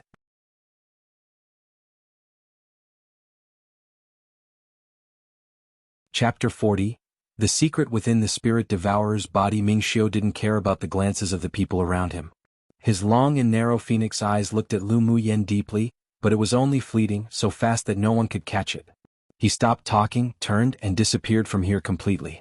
After Ming Xiu left, Elder Yi walked forward and asked Lu Muyen with a gentle smile, "Is young Miss Lu all right?" "Thank you for Elder Yes concern, I'm fine." Lu Muyen shook her head with a smile. Feeling the trembling of the little beast in her hand grow more and more intense, her eyes sank but she remained smiling. "Elder Yi, I have something to do so I'll leave first." "That's fine, please do as you see fit, young Miss Lu." Elder Yi noticed the little beast in Lu Muyen's hand wasn't in good condition and sighed inwardly, "What a pity." Lu Muyen nodded, then she took out a wooden whistle that hung around her neck and blew it. In only a few breaths, a bright, white tailwind horse appeared in front of everyone. She addressed Yunlan and the others, then mounted the tailwind horse while carrying the spirit devourer. She left the premises of the Ming Alliance of Merchants and headed for the Lu clan. The king of Jinshi watched with uncertainty, and his face was so dark it could squeeze out a basin of ink. He narrowed his eyes, then turned and left from the crowd. After seeing Lu Muyen's valiant and admirable back disappear, Yunlan retrieved his gaze. As soon as he turned his head, he saw the others stare at Lu Muyen's back in a daze as well. "Let's go too." He narrowed his eyes, concealed the strangeness in his eyes and addressed the others. After Yunlan and the others left, the crowd exploded as they gathered in threes and pairs before leaving, still discussing what occurred at today's auction. In less than half a day, the news of the marrow cleansing pill appearing at the auction spread throughout the entire imperial capital. Large and small distinguished families held their own thoughts on this matter as they sent spies to the general's mansion to gather intel. The situation on the black-clothed sword monarch being severely injured by the mysterious red-clothed, masked man and then thrown to the law enforcement unit, however, was strictly banned from being spoken of in the empire. Other sword masters didn't dare speak of this incident or discuss anything to do with the man who was termed Monarch Ming. However, Lu Muyen didn't care for how the outside coveted her marrow-cleansing pill. The moment she arrived home, she entered her room and put the trembling little beast on the table. At this time the little beast's 4 claws were curled up even more. Her face sunk and one hand probed the area of the spirit devourer's dantian area. She used her mental energy to slip inside and inspect deeper. Then she used her mental energy to scan the condition of the spirit devourer's insides. She discovered that its meridians weren't shattered, and its internal organs were also perfectly well. Then what caused this sort of physical state? As she thought deeply, she once again scrutinized the spirit devourer's insides carefully. When her mental energy accidentally touched the demonic beast's crystal core, she discovered that its energy was very violent. The crystal core's purple color was at times light, at times dark, extremely unstable. She focused, then pushed a trace of wood attribute spiritual energy into the spirit devourer's body and calmed the violent energy of the crystal core bit by bit. After the crystal core's turbulent energy was slowly suppressed by her spiritual energy, she used her mental energy to probe into the crystal core. It's actually a seal too. Lu Muyen was slightly surprised. How was there a seal in the crystal core of the spirit devourer? No wonder, when in the private room she clearly felt an unusual mental energy within the spirit devourer's body, secretly protecting its internal organs, but felt that the energy disappeared just earlier. So it was the crystal core's problem. Seeing the little round white ball's aura slowly weakening, and its whole body was trembling more severely as if it would die soon, she took a deep breath and made a bold decision. Come and read on our website Wuxia World site. Thanks. She drew 10 void talismans in the air with her spiritual energy, then sent them directly into the spirit devourer's body, forming a 5-element array to break the seal. Then she sent a sliver of her mental energy that carried a little bit of spiritual energy into the sealed crystal core, and not long after she found the whereabouts of the energy that formed the seal. She pushed her spiritual energy further and bit by bit, slowly devouring the energy that was enveloped by a black mist. As time passed, Lu Muyan's face grew paler, a layer of sweat rose on her forehead, and her long eyelashes on her closed eyes trembled slightly. But her hands weren't idle as one hand stroked the spirit devourer and the other formed seals in the air. Numerous 5-element arrays appeared in midair and converged into a series of 5-colored rays of light that flew into the little beast, enveloping its purple crystal core. The black mist that entangled around the purple crystal core was swallowed up by her spiritual energy, and a dense black thread-like force that wrapped around the crystal core was then revealed. Then the 5-element arrays entered into the crystal core, and a 5-colored light suddenly burst from within the little beast, instantly enveloping the black filamentous force. The two types of energy competed against each other incessantly. Lu Muyen clenched her jaw when she saw this, then sent all her remaining spiritual energy into the little beast to protect the purple crystal core. The key lied in this. Lu Muyen suddenly opened her eyes and said softly, "Break." As her voice fell, the 5-colored light flourished and completely annihilated the layer of black filamentous energy on the crystal core. When the light dissipated, the crystal core suddenly emitted a dazzling purple light, and a force that didn't belong to her burst out of the crystal core, instantly destroying the seal. Lu Muyen was startled. She actually felt an aura and pressure that only an adult spirit devourer could exude, and a powerful soul energy was hidden within the crystal core. She looked at it firmly, then immediately cut her fingers and dripped a drop of blood on the spirit devourer's head, fusing it with the bright red flame like fur. She chanted a long, vague and obscure spell. When she finished her spell, a red and complicated Taoist seal appeared in the air. She pointed 2 fingers and the Taoist seal disappeared together with the blood essence on the spirit devourer's forehead under her control, forming a contract talisman in the spirit devourer's sea of consciousness. Before the purple light of the little beast's crystal core faded, and while the little beast's soul energy had yet to recover, Lu Muyan's contract talisman successfully contracted the spirit devourer through its sea of consciousness. Only then did she sigh in relief and retrieved all the mental energy she released into the little beast's body and crystal core. After a while, the small white beast with its eyes tightly closed suddenly opened them. There was a coldness in its glass-like black eyes. An intangible mental energy suddenly pierced Lu Muyan's sea of consciousness and her head hurt as if it were being pricked by countless fine needles. She quickly guarded her sea of consciousness and mobilized her mental energy to form a big web, like spider silk, and only then was she able to withstand the enemy's assault. "I saved you, and you want to repay kindness with enmity 3? Lu Muyen glared at the spirit devourer that had a sudden change in temperament in front of her. Her clear eyes met those cold eyes that were like a deep well. The little beast's eyes showed a humanized look of uncertainty, then after a while, it withdrew the mental energy that invaded Lu Muyan's sea of consciousness. As soon as the mental energy disappeared, a cold male voice echoed in her sea of consciousness. "You, a weak human being, dared to sign a contract with this king. You truly deserve death. 1. Show how angry he is feeling. 2. This seal means there's something sealed/locked within this crystal core. 3. Idiom that is equivalent to the English bite the hand that feeds one. Pretty straightforward though. Note, I might edit some previous chapters and fix some of the terminology to do with seals and talismans so that it makes more sense. I just did a more in-depth research on Baidu and read up the meanings of some of the terminology the author used regarding seals and talismans. Each of the words used have more distinct meanings in Chinese, so I want to try to reflect their distinctiveness in the English translation so it makes more sense. But it might not be the most accurate translation since I only formally studied Chinese for 3 years, though I'm ethnically Chinese, and reading Chinese websites to do with fantasy and magic-related things is still tricky. Anyways, for continuing readers, you'll be able to find explanations of seals and talismans and the related @Maiwada information once I update the page, sometime soon. Warning, there may be spoilers on this page too if you're not up to date with my posts.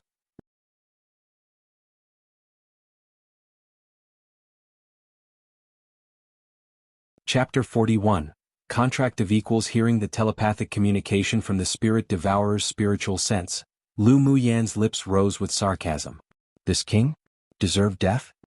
She looked at the Spirit Devourer as if looking at a joke. I don't know if you've heard of a saying. The Spirit Devourer looked up at her firmly with questioning in his eyes. A dragon that swims in the shallow waters is taunted by shrimps. A tiger that leaves its forest and ends up in the plains gets bullied by a dog. The cat that's regarded highly is more ferocious than a tiger, and the balding phoenix is even inferior to a chicken one. Lu Muyan's red lips opened. If she didn't know that there was a problem with this demonic beast, then she'd have lived her previous life in vain.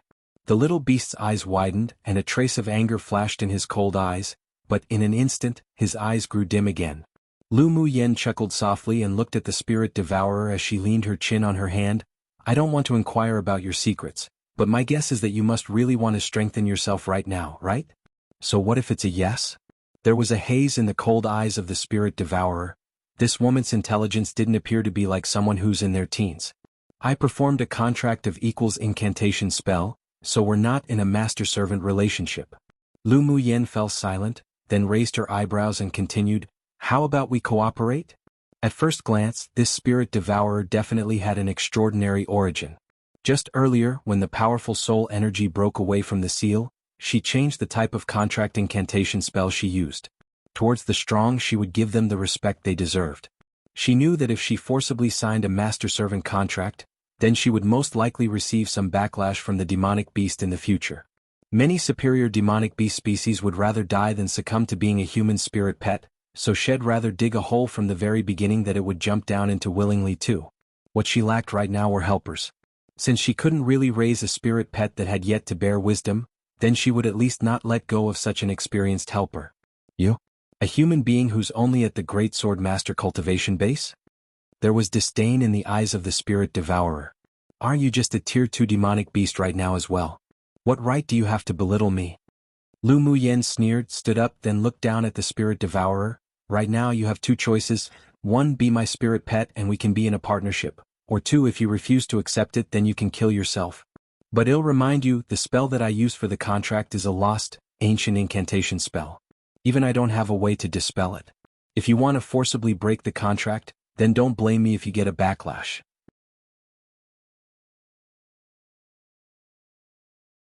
She didn't lie about this point. She found this incantation spell when she entered a secret realm and was an incomplete contract spell that was left behind by an ancient immortal. It only showed how to contract but not how to terminate the contract.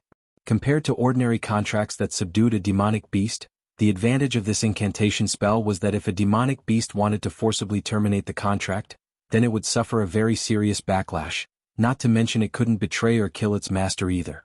So even if this demonic beast's cultivation base was 10 times or dozens of times higher than hers, it still wouldn't be able to break the contract and harm her. Think about it yourself. I don't like to force things. Seeing the little beast on the table close its eyes and ignore her, Lu Muyan didn't care either. After she finished speaking, she turned and left the room. This kind of arrogant guy should be given some time to chill and let it comprehend its current situation and disadvantages. Then they would naturally be able to communicate later. The door closed securely, and the Spirit Devourer opened its eyes that were filled with complex emotions. The color of the red fur that appeared like a flame on his forehead grew even more vivid. After that particular battle, when he was seriously injured and was about to perish, he performed the innate talent that only a spirit devourer King 3 knew, the reincarnation skill. Eventually he sealed his beast soul within a crystal core and performed a nirvana reincarnation. But he didn't think that after he was born from the reincarnated egg, he would fall into this small interface.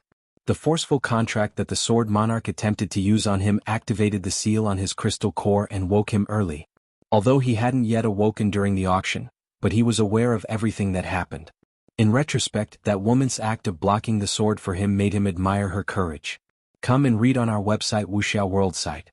Thanks. Even if it was impossible for him to die in the hands of that Sword Monarch, he was still touched by that woman's actions, so when he launched his mental energy attack, he didn't intend to kill her, but merely wanted to test her strength. The result astounded him. With such powerful mental energy, that woman must have a lot of secrets too. A partner? Maybe he could try. A day later, Lu Muyen, who was sitting in the Lu clan's practice room with her eyes closed, cultivating, suddenly opened her eyes and cast her gaze to the southeast direction outside the window. She felt spiritual force pouring into a particular spot. It was Lu Mu Bei's room. It appeared that her eldest brother was about to advance. In a flash, Lu Muyen left her room and used flash steps to move towards the courtyard where Lu Mu Bei resided. There, the spiritual force of heaven and earth in their air poured towards one or within the courtyard. She revealed a clear and attractive smile on her beautiful little face. Her eldest brother's talent was indeed exceptional. He was comparable to her back in the immortal cultivation world with the heavenly spiritual root. The cultivators in this world didn't have spiritual roots, but when her soul and this body merged into one, she discovered that the strong comprehension abilities of her heavenly spiritual root were also integrated. After merging, she could absorb spiritual force several times faster than ordinary sword masters, and she had the advantage when comprehending laws. Most importantly, she could also comprehend all the elemental attributes of this world. The spiritual force hovered in the sky above the roof, forming clusters of spirit clouds. Then the spirit clouds were pulled into the room one after another, and the person sitting inside absorbed the spiritual force from the spirit clouds to their heart's content. Not long later, Lu Zhantian, Lu Mou, and Lu Muting also arrived here from different directions. When they saw Lu Muyen, who was already standing in the courtyard, their face revealed expressions of excitement. All three of them had already finished absorbing the medicinal properties of the marrow cleansing pill, and successfully cleansed their marrow and broadened their meridians. Grandpa, father, second brother, how are the effects after you finished absorbing the marrow cleansing pill? Lu Muyen asked the three with a smile, her eyes overflowing with warmth. Haha. Although I'm old now, but I still have successfully expanded my meridians by 1/3. I have hope of breaking through to a sword monarch within 2 years. Lu Zhantian laughed. My family's Yener is the lucky star of the Lu clan. I doubled the size of my meridians and my absorption speed of spiritual force also doubled. I felt that the bottleneck that I couldn't break through before had loosened. I believe that I'll be able to successfully break through to Sword Monarch soon. Lu Mou said with a gentle smile, with his eyes dyed in a layer of confidence. Lu Muting appeared even more excited and said enthusiastically, in the same as Yener, also more than doubling the size of my meridians. I believe I'll soon be able to break through to advanced phase sword spirit. Lu Muyen chuckled with an ease of mind.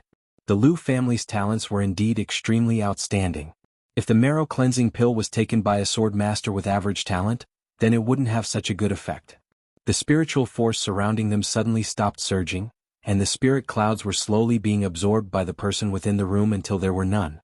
None of them spoke as they stared, transfixed, in that direction. Lu Mu Bei had reached the pivotal point of breakthrough.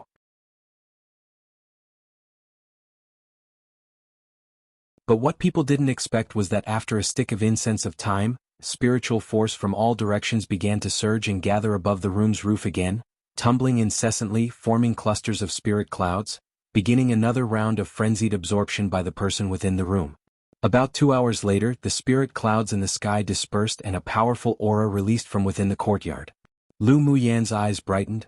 Eldest brother succeeded in breaking through to Sword King. Eldest brother is so abnormal. Lu Muting pouted, unreconciled, but the joy in his eyes revealed that he was also exceptionally happy and excited. Haha. Her grandfather also laughed aloud, then said, my Lu clan has gained another Sword King expert today. Lu Mo's handsome and elegant face also revealed gratification. Lu Mu Bei's advancement brought their Lu clan's overall strength to another level. A poem by an unknown Ming Dynasty poet that's used to describe a person who loses their position and status etc., are even less than those who used to be their inferiors/weaker ones. 2. Dig a hole for someone to jump into means to prepare a trap. In this case, her trap is to make the spirit devourer remain contracted to her willingly by giving him better conditions. 3. The author used instead of. This wasn't the first time, it happened once before, but that time I was certain it was a typo. But this time, it's possible it's a hint at the beast's real identity that's slightly different to a spirit devourer? They're very similar translations since both mean devourer. I'll fix it in the future depending on which one the author uses and whether she gives us a more definitive explanation of this beast.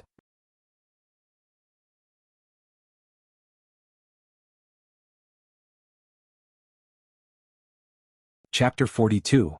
Lu Mu Bai advances at the same time Lu Mu Bai was advancing. Within the restricted area of Yenzhou country's imperial palace, a white-haired old man opened his eyes and dashed out of the restricted area. He stood in the air, standing in the direction of the general's mansion. What a strong energy fluctuation during advancement. He narrowed his eyes then laughed. The Lu clan has birthed another sword king. Not bad, not bad.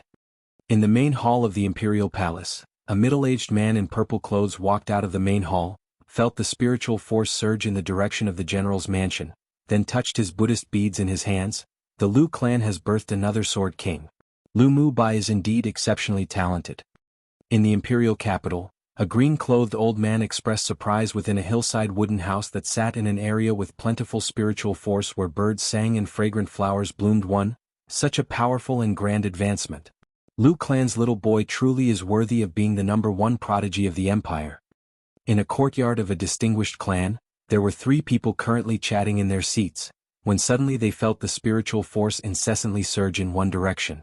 They immediately stood up and stared, transfixed, in the direction of the Lu clan. After the spirit clouds in the sky scattered, one of the middle-aged men said, "The new sword king of the Lu family, it must be Lu Mu Bai. Didn't he just advance to an advanced phase sword spirit not long ago? How did he advance to the sword king stage so fast?"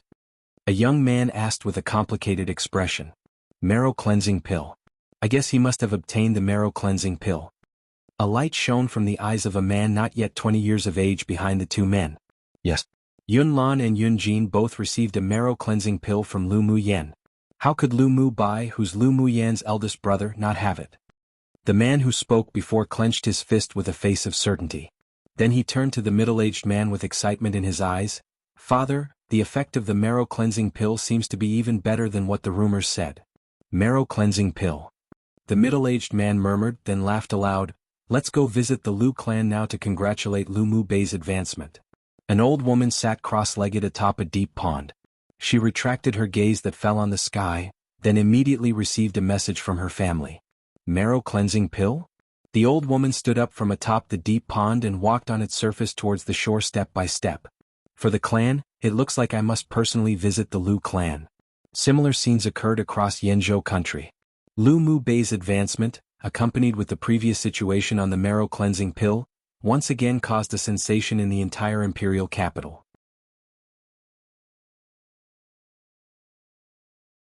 The general's mansion in the imperial capital. A gentle, handsome, white-clothed man walked out of the room in the courtyard. He was tall and slender with an ethereal, otherworldly temperament. His entire person naturally exuded a feeling of a fallen immortal. Grandpa Father Yener Xiaoting. Lu Mu Bei's eyes were dyed with joy. Even he didn't think that he could borrow the broadened meridians from consuming the marrow cleansing pill to madly absorb spiritual force and unexpectedly advance to a sword king. Congratulations, eldest brother, on becoming a sword king expert. Lu Mu Yan naturally hugged Lu Mu Bei's arm, blinked her eyes and said with a smile. Lu Mu Bai reached out a hand and poked Lu Mu Yan's small, pretty nose. This time it was all thanks to Yener's pill. "Eldest brother, aren't you a little too abnormal? It's only been a few years and you left me behind so far already." Lu Mu Ting raised his eyebrow and huffed, but within he was proud of having such an elder brother. Lu Mu Bai glanced at him and said, "Well, who told you to run around everywhere day and night and not focus on cultivating? The fact that you can even reach middle phase sword spirit was because of your talent." He glanced at his sister who smiled like a flower, then looked back at his younger brother with a smile, yet not quite a smile, and added another stab. If you stay this idle, I believe that Yenner will surpass you soon. Come and read on our website Wuxia World site. Thanks. Lu Mu Ting rolled his eyes, as if he'll be surpassed by this little girl. Second brother, then let's compete to see who can advance to Sword King first. Lu Mu Yen really liked this homely feeling and atmosphere. She smiled and looked at Lu Mu Ting in provocation. Sure, let's compete then. When you lose, don't cry. Lu Mu Yen rolled her eyes at Lu Mu Ting. She hadn't cried since embarking on the journey of cultivation. With her natural endowments and experience, it was exceptionally easy to surpass Lu Mu Ting. Who knows who'll be the one crying then? Let's wait and see. The two played and laughed around, then Lu Mu Yen told them what occurred at the auction yesterday. Grandfather and the rest all agreed with her approach. Instead of hiding things and being coveted by others, they might as well make it public. Since everyone knew it, then the secret would no longer be a secret. What made Grandfather and Lu Mo Yu relieved was that Lu Mu Yen really grew up, was sensible and knew how to be considerate. The fact that Lu Mu Yen could gift the marrow cleaning pill to Yun Lan proved that she put her aunt in the palace, who loved her, in her heart. It showed that her family still held a significant place in her heart. Although not many people dared to scheme against the Lu clan, but Yenner still needs to be more careful in the future to prevent vile people from causing trouble. Lu Mo Yu still had some concern about the safety of his daughter. How about during this time, you can cultivate by Mu Bei's side? Daddy, I can't always keep growing beneath your wings, I won't go far that way. Lu Mu Yan's heart warmed as she radiated self-confidence, making her appear beautiful and refined. She looked at them with determination in her eyes. I will continue to work hard towards the path of the strong. Even if before me is a path full of thorns, I'll still charge forward and create my own path towards strength. Upon hearing what sounded like an oath of her determination and resoluteness, they were stunned. All right. As expected of my Lu clan's child. This firm heart of a cultivator is the most precious. Grandfather's eyes revealed gratification and admiration. He would be the first to support his family's Yenner's grand aspirations. After a pause, Grandfather added, Yenner is right. Sword cultivation is essentially heaven-defying, so one cannot cultivate with fear. It takes a firm heart of Tao to become a strong person. This situation could be considered Yenner's test. Let's let her do what she wants.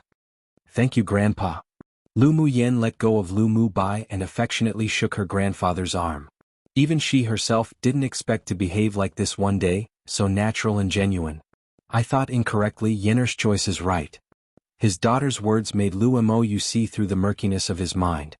Previously, he and his wife were too afraid of their daughter getting hurt, so they protected her too well. But clearly the effect wasn't good. Now that his daughter radiated self-confidence, it also became his drive. He decided to comply with his daughter's wishes and let her grow independently. He believed that his daughter wouldn't let him down. Yenner is so confident, we must work harder too. Lu Mu Bei's eyes were filled with determination and hope. He would also move forward courageously on the path of the strong. Lu Mu Ting was also touched by his big brother and little sister's determination and resoluteness. He couldn't be left too far behind by them either. After returning to the frontier, he should also concentrate and devote his energy to cultivation. The family happily talked about their experience in cultivation, and although Lu Mu Yan's cultivation base was the lowest, but the opinions she raised from time to time caused them to reflect. Upon the end of their discussion, they quickly returned to their respective rooms and attempted to comprehend, aided by the realizations from her words. That day, many people came to visit the Lu clan under the pretense of congratulating Lu Mu Bai on his advancement, but they were all sent away by the steward with the excuse that their eldest young master was still consolidating his cultivation base. Early the next morning, an imperial edict summoned Lu Mu Yen and Lu Mu Bai to the palace, breaking the peace in the Lu clan. Lu Mu Yen held the imperial edict in her hands with an understanding in her heart. The imperial family definitely wanted to know the origins of the marrow cleansing pill or wanted to inquire about the alchemist who refined the marrow cleansing pill from her. But she had already prepared for this.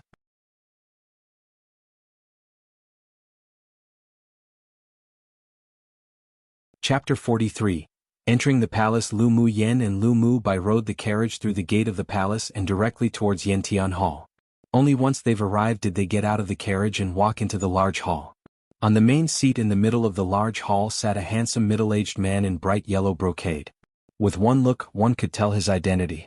On the lower right side sat a radiant and glamorous woman in a red palace dress. She was precisely Lu Mu Yan's aunt, Lu Mo Zi.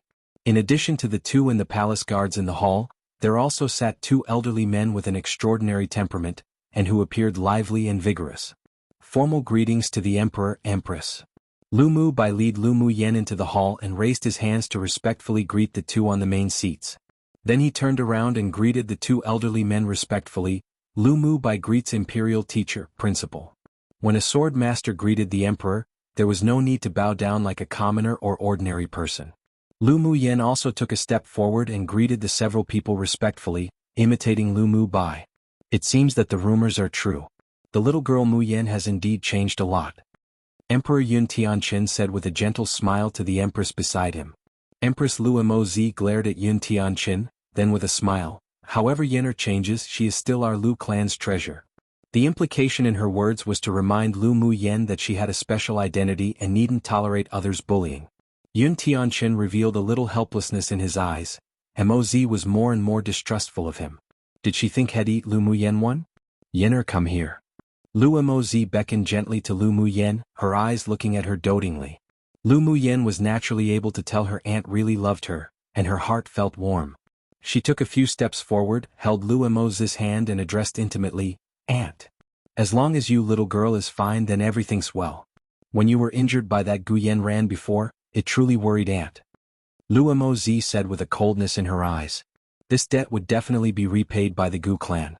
Lu Mu Yen patted Lu Mozi's hand lightly to show comfort and said nonchalantly, it's just an insignificant person, don't let it affect Aunt's mood. There really wasn't any need to pay attention to a person like Guyen Ran. But of course the repayment towards Guyen Ran wouldn't be lacking either. Seeing that the two involved the Gu clan now, Yun Tianqin displayed a somewhat unnatural expression, then changed the subject with a smile. Little girl, I heard that your terminal meridian's constitution has been eradicated? Replying to the Emperor, yes.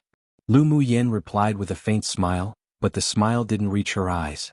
How could you call the Empress aunt, yet call Zhen Tu Emperor? Yun Tianqin's eyes revealed a trace of affection. You used to call Zhen uncle. That was because Mu Yen was ignorant before, but now I don't dare to be presumptuous anymore to save my aunt from experiencing any grievance in the palace.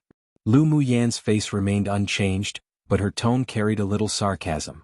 Her aunt had given so much to this man, but this man kept accepting one concubine after the other. In recent years he had even been pampering Guyen Ran's elder sister extensively. She didn't want to care about whether the structure of the empire required him to do this or not, she only complained for her aunt that doted on her. Yun Tianqin's eyes darkened. This girl was even bolder now. He turned his head to look at the emotionless Empress, feeling bitter in his heart. He sighed secretly. He also had his own difficulties, made too many involuntary decisions, but he also let down his most beloved woman. You little girl. Yun Tianqin's face revealed a helpless smile, pretending not to understand her insinuations. As Lu Mozi loved Lu Mu Yen, then he too would adore Lu Mu Yen. If he blamed Lu Mu Yen right now for her words, then he was afraid that his relationship with Lu Mozi would be even stiffer. A sliver of sorrow flashed across Lu Mozi's eyes, but not wanting to mention Imperial Noble Consort Gu, she lifted her head and smiled at Lu Mu Bai. Mu Bai, congratulations. Thank you, Aunt. Come and read on our website Wuxia World site. Thanks, Mu Bai. Do you have any plans after advancing now? Yun Tianqin valued Lu Mu Bai. As the #1 prodigy of the empire, he would definitely be great support in the future to Yanzhou country. Lu Mu Bai's gentle, handsome face was still calm and composed, replying to the Emperor, I want to continue to stay at the Imperial Academy and participate in the Academy's annual competition, then the trials after that. Sounds fine. Yun Tianqin nodded. The Imperial Academy's annual competition was exceptionally important this time. After the annual competition was the selection trials. With Lu Mu Bai participating, the safety of the students had more guarantee. Then Yun Tianqin chatted idly with Lu Mu Bai and Lu Mu Yen, all of which were rather simple questions. Seeing that the topic between the Emperor and the two simply wasn't entering into the main subject, the white-haired old man in the main hall coughed gently. Then he looked at Lu Mu Yen and asked straightforwardly, Lu girl, do you still have any more marrow-cleansing pills that you gifted to Yun Lan and Yun Jin? No more. Lu Mu Yen opened her palms and shrugged. The two old men in front of them were both sword monarch experts, and were important figures within Yanzhou country. The white-haired elderly man that spoke to her was Yanzhou Empire's imperial teacher, Yun Tsang, and the green-clothed elderly man who wore a smile beside him was the Imperial Academy's principal, Ruanli. As such, she maintained the respect that they deserved in her attitude towards them. Then can you tell us how you obtained the marrow-cleansing pill? Yun Tsang didn't conceal the expectant look in his eyes. The marrow-cleansing pill's effects were simply too amazing, so they must ask clearly. My master gave it to me. Lu Muyen didn't even blink when lying. Yun Tsang frowned and asked in surprise, Master? Why have I never heard of you having a master before? I only became master's disciple when I went to the Blazing Mountain Range, that's why no one knows. Is your master in the imperial capital? Yun Tsang couldn't help but show excitement. They all thought that there was an expert behind Lu Muyen, so the purpose of calling Lu Muyen here was to befriend that high-level alchemist through her. The marrow-cleansing pill was simply too important for Yenzhou country. If they could get their hands on a few, then they would definitely be able to raise more sword kings with better aptitudes, and perhaps even sword monarchs. By then, entering the ranks of a powerful country was only a matter of time. With such an opportunity in front of them, how could they not be tempted by it and take a shot at it? Yun Tianqin and Ruanli also looked at Lu Muyen nervously. They weren't doing it for themselves, everything was for the glory of the empire. Lu Muyen shook her head. After master gifted me the pill, he went to travel. As for when he'll be back, I also don't know. Is your master an alchemist? Why did you become his disciple? A trace of disappointment flashed through Yun Tsang's eyes, but he still looked at Lu Muyen unreconciled and continued asking. I heard that there's a kind of spiritual herb in the Blazing Mountain Range that could improve one's constitution, so I went the Blazing Mountain Range with a mercenary party, who took on a mission in there, thinking to at least give it a try. Then we were separated by a group of fur crimson boars, and I accidentally strayed into an underground cave and met Master. Amongst the commoners, there were indeed rumors of this sort of spiritual herb, but no one had ever obtained such a spiritual herb. But Lu Muyen could still borrow this to conceal the fact that she went to the Blazing Mountain Range to look for the flame fruit. At the time, he just finished absorbing and refining the crystal core of a demonic beast. When he saw me break in, he initially wanted to kill me. But who knew that he discovered I had elemental energy with wood and fire attributes, said that I had the talent for alchemy, then inexplicably told me to become his disciple. The reason why alchemists were scarce on this land was because one must have comprehended both the wood attribute element and the fire attribute element to become an alchemist. The dual elemental energy attribute talent was vital. Because of my terminal meridian's constitution, I couldn't absorb the spiritual force of heaven and earth to use my wood and fire attribute elemental energy, so Master threw me a bottle of marrow cleansing pills to refine and eradicate and improve my constitution. He also taught me some alchemy skills, then sent me to the peripheral of the Blazing Mountain Range and left. Lu Muyen slowly said the excuse she had thought of previously. Regardless of whether they believed her or not, if they couldn't find the master she spoke of, then they couldn't do anything about her either. One the eat in this context means to bully, burden, and or cause suffering to. Tum tried to use the royal we here, but then I think it won't be too confusing if I just use the pinyin, which is said only by the emperor in replacement of the less formal I.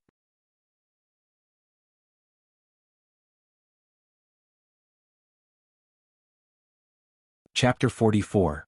A slight display of her skills. After listening to Lu Muyen's words, Yun Tsang's expression was incomprehensible.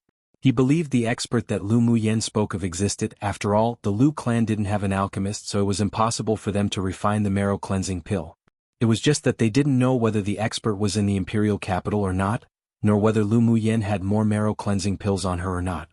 He had doubts in his heart, but he couldn't express it directly, so he cast a surreptitious glance to Ruanli. Ruanli pondered for a moment, then smiled softly and said, So, according to what you said, Lu girl can concoct pills? I heard that you even won a cauldron at the auction. Could it be for your own use? When I was in the cave, Master personally guided me for a few days. I can now refine grade 1 pills. When one should be humble, then they should keep a low profile, but when it was suitable to shine, then one needn't conceal. Only by exposing one's own advantages could they be qualified to negotiate the terms. What? Ruanli couldn't help but stand with disbelief written on his face. Yun Tianqin and Yun Tsang both displayed shock and doubt. Lu Muyen was now a grade 1 alchemist? How could that be possible? Alchemists weren't like cabbages. She only cultivated for how long and she could already refine a grade 1 pill? They doubted deeply. Don't believe me? Lu Muyen raised her eyebrow, took out the Cyan One cauldron from her interspatial ring and asked, "Would you like me to show it to you?" "Believe." Ruanli suppressed the suspicion in his eyes and put on an amicable smile, "But of course, it would be even better if Lu Girl could refine a batch of grade 1 pills in front of us." Alchemists on Tianling continent were simply too scarce, and the alchemists of Yenzhou country were even scarcer, with not more than 10. If Lu Muyen truly was a grade 1 alchemist, then it was definitely worth their efforts to raise her. "Little girl, if you really have this ability, then go ahead and show it. It would be of great benefit to you and even your Lu clan." Yun Tianqin concealed his excitement. If Lu Muyen was really an alchemist, then it would be great for Yenzhou country. Lu Muyen nodded, walked to a table and placed the cauldron atop of it. Then she took out the spiritual herbs required for the pills she planned to refine one by one. Without a pill flame, she could only use charcoal fire to light up and control it to the temperature required for refining pills. Then she threw a dark green spiritual herb into the cauldron. She used her mental energy to refine the spiritual herb into a dark green liquid, purified it, poured the purified powder into a white porcelain bowl, then threw in the second spiritual herb to continue.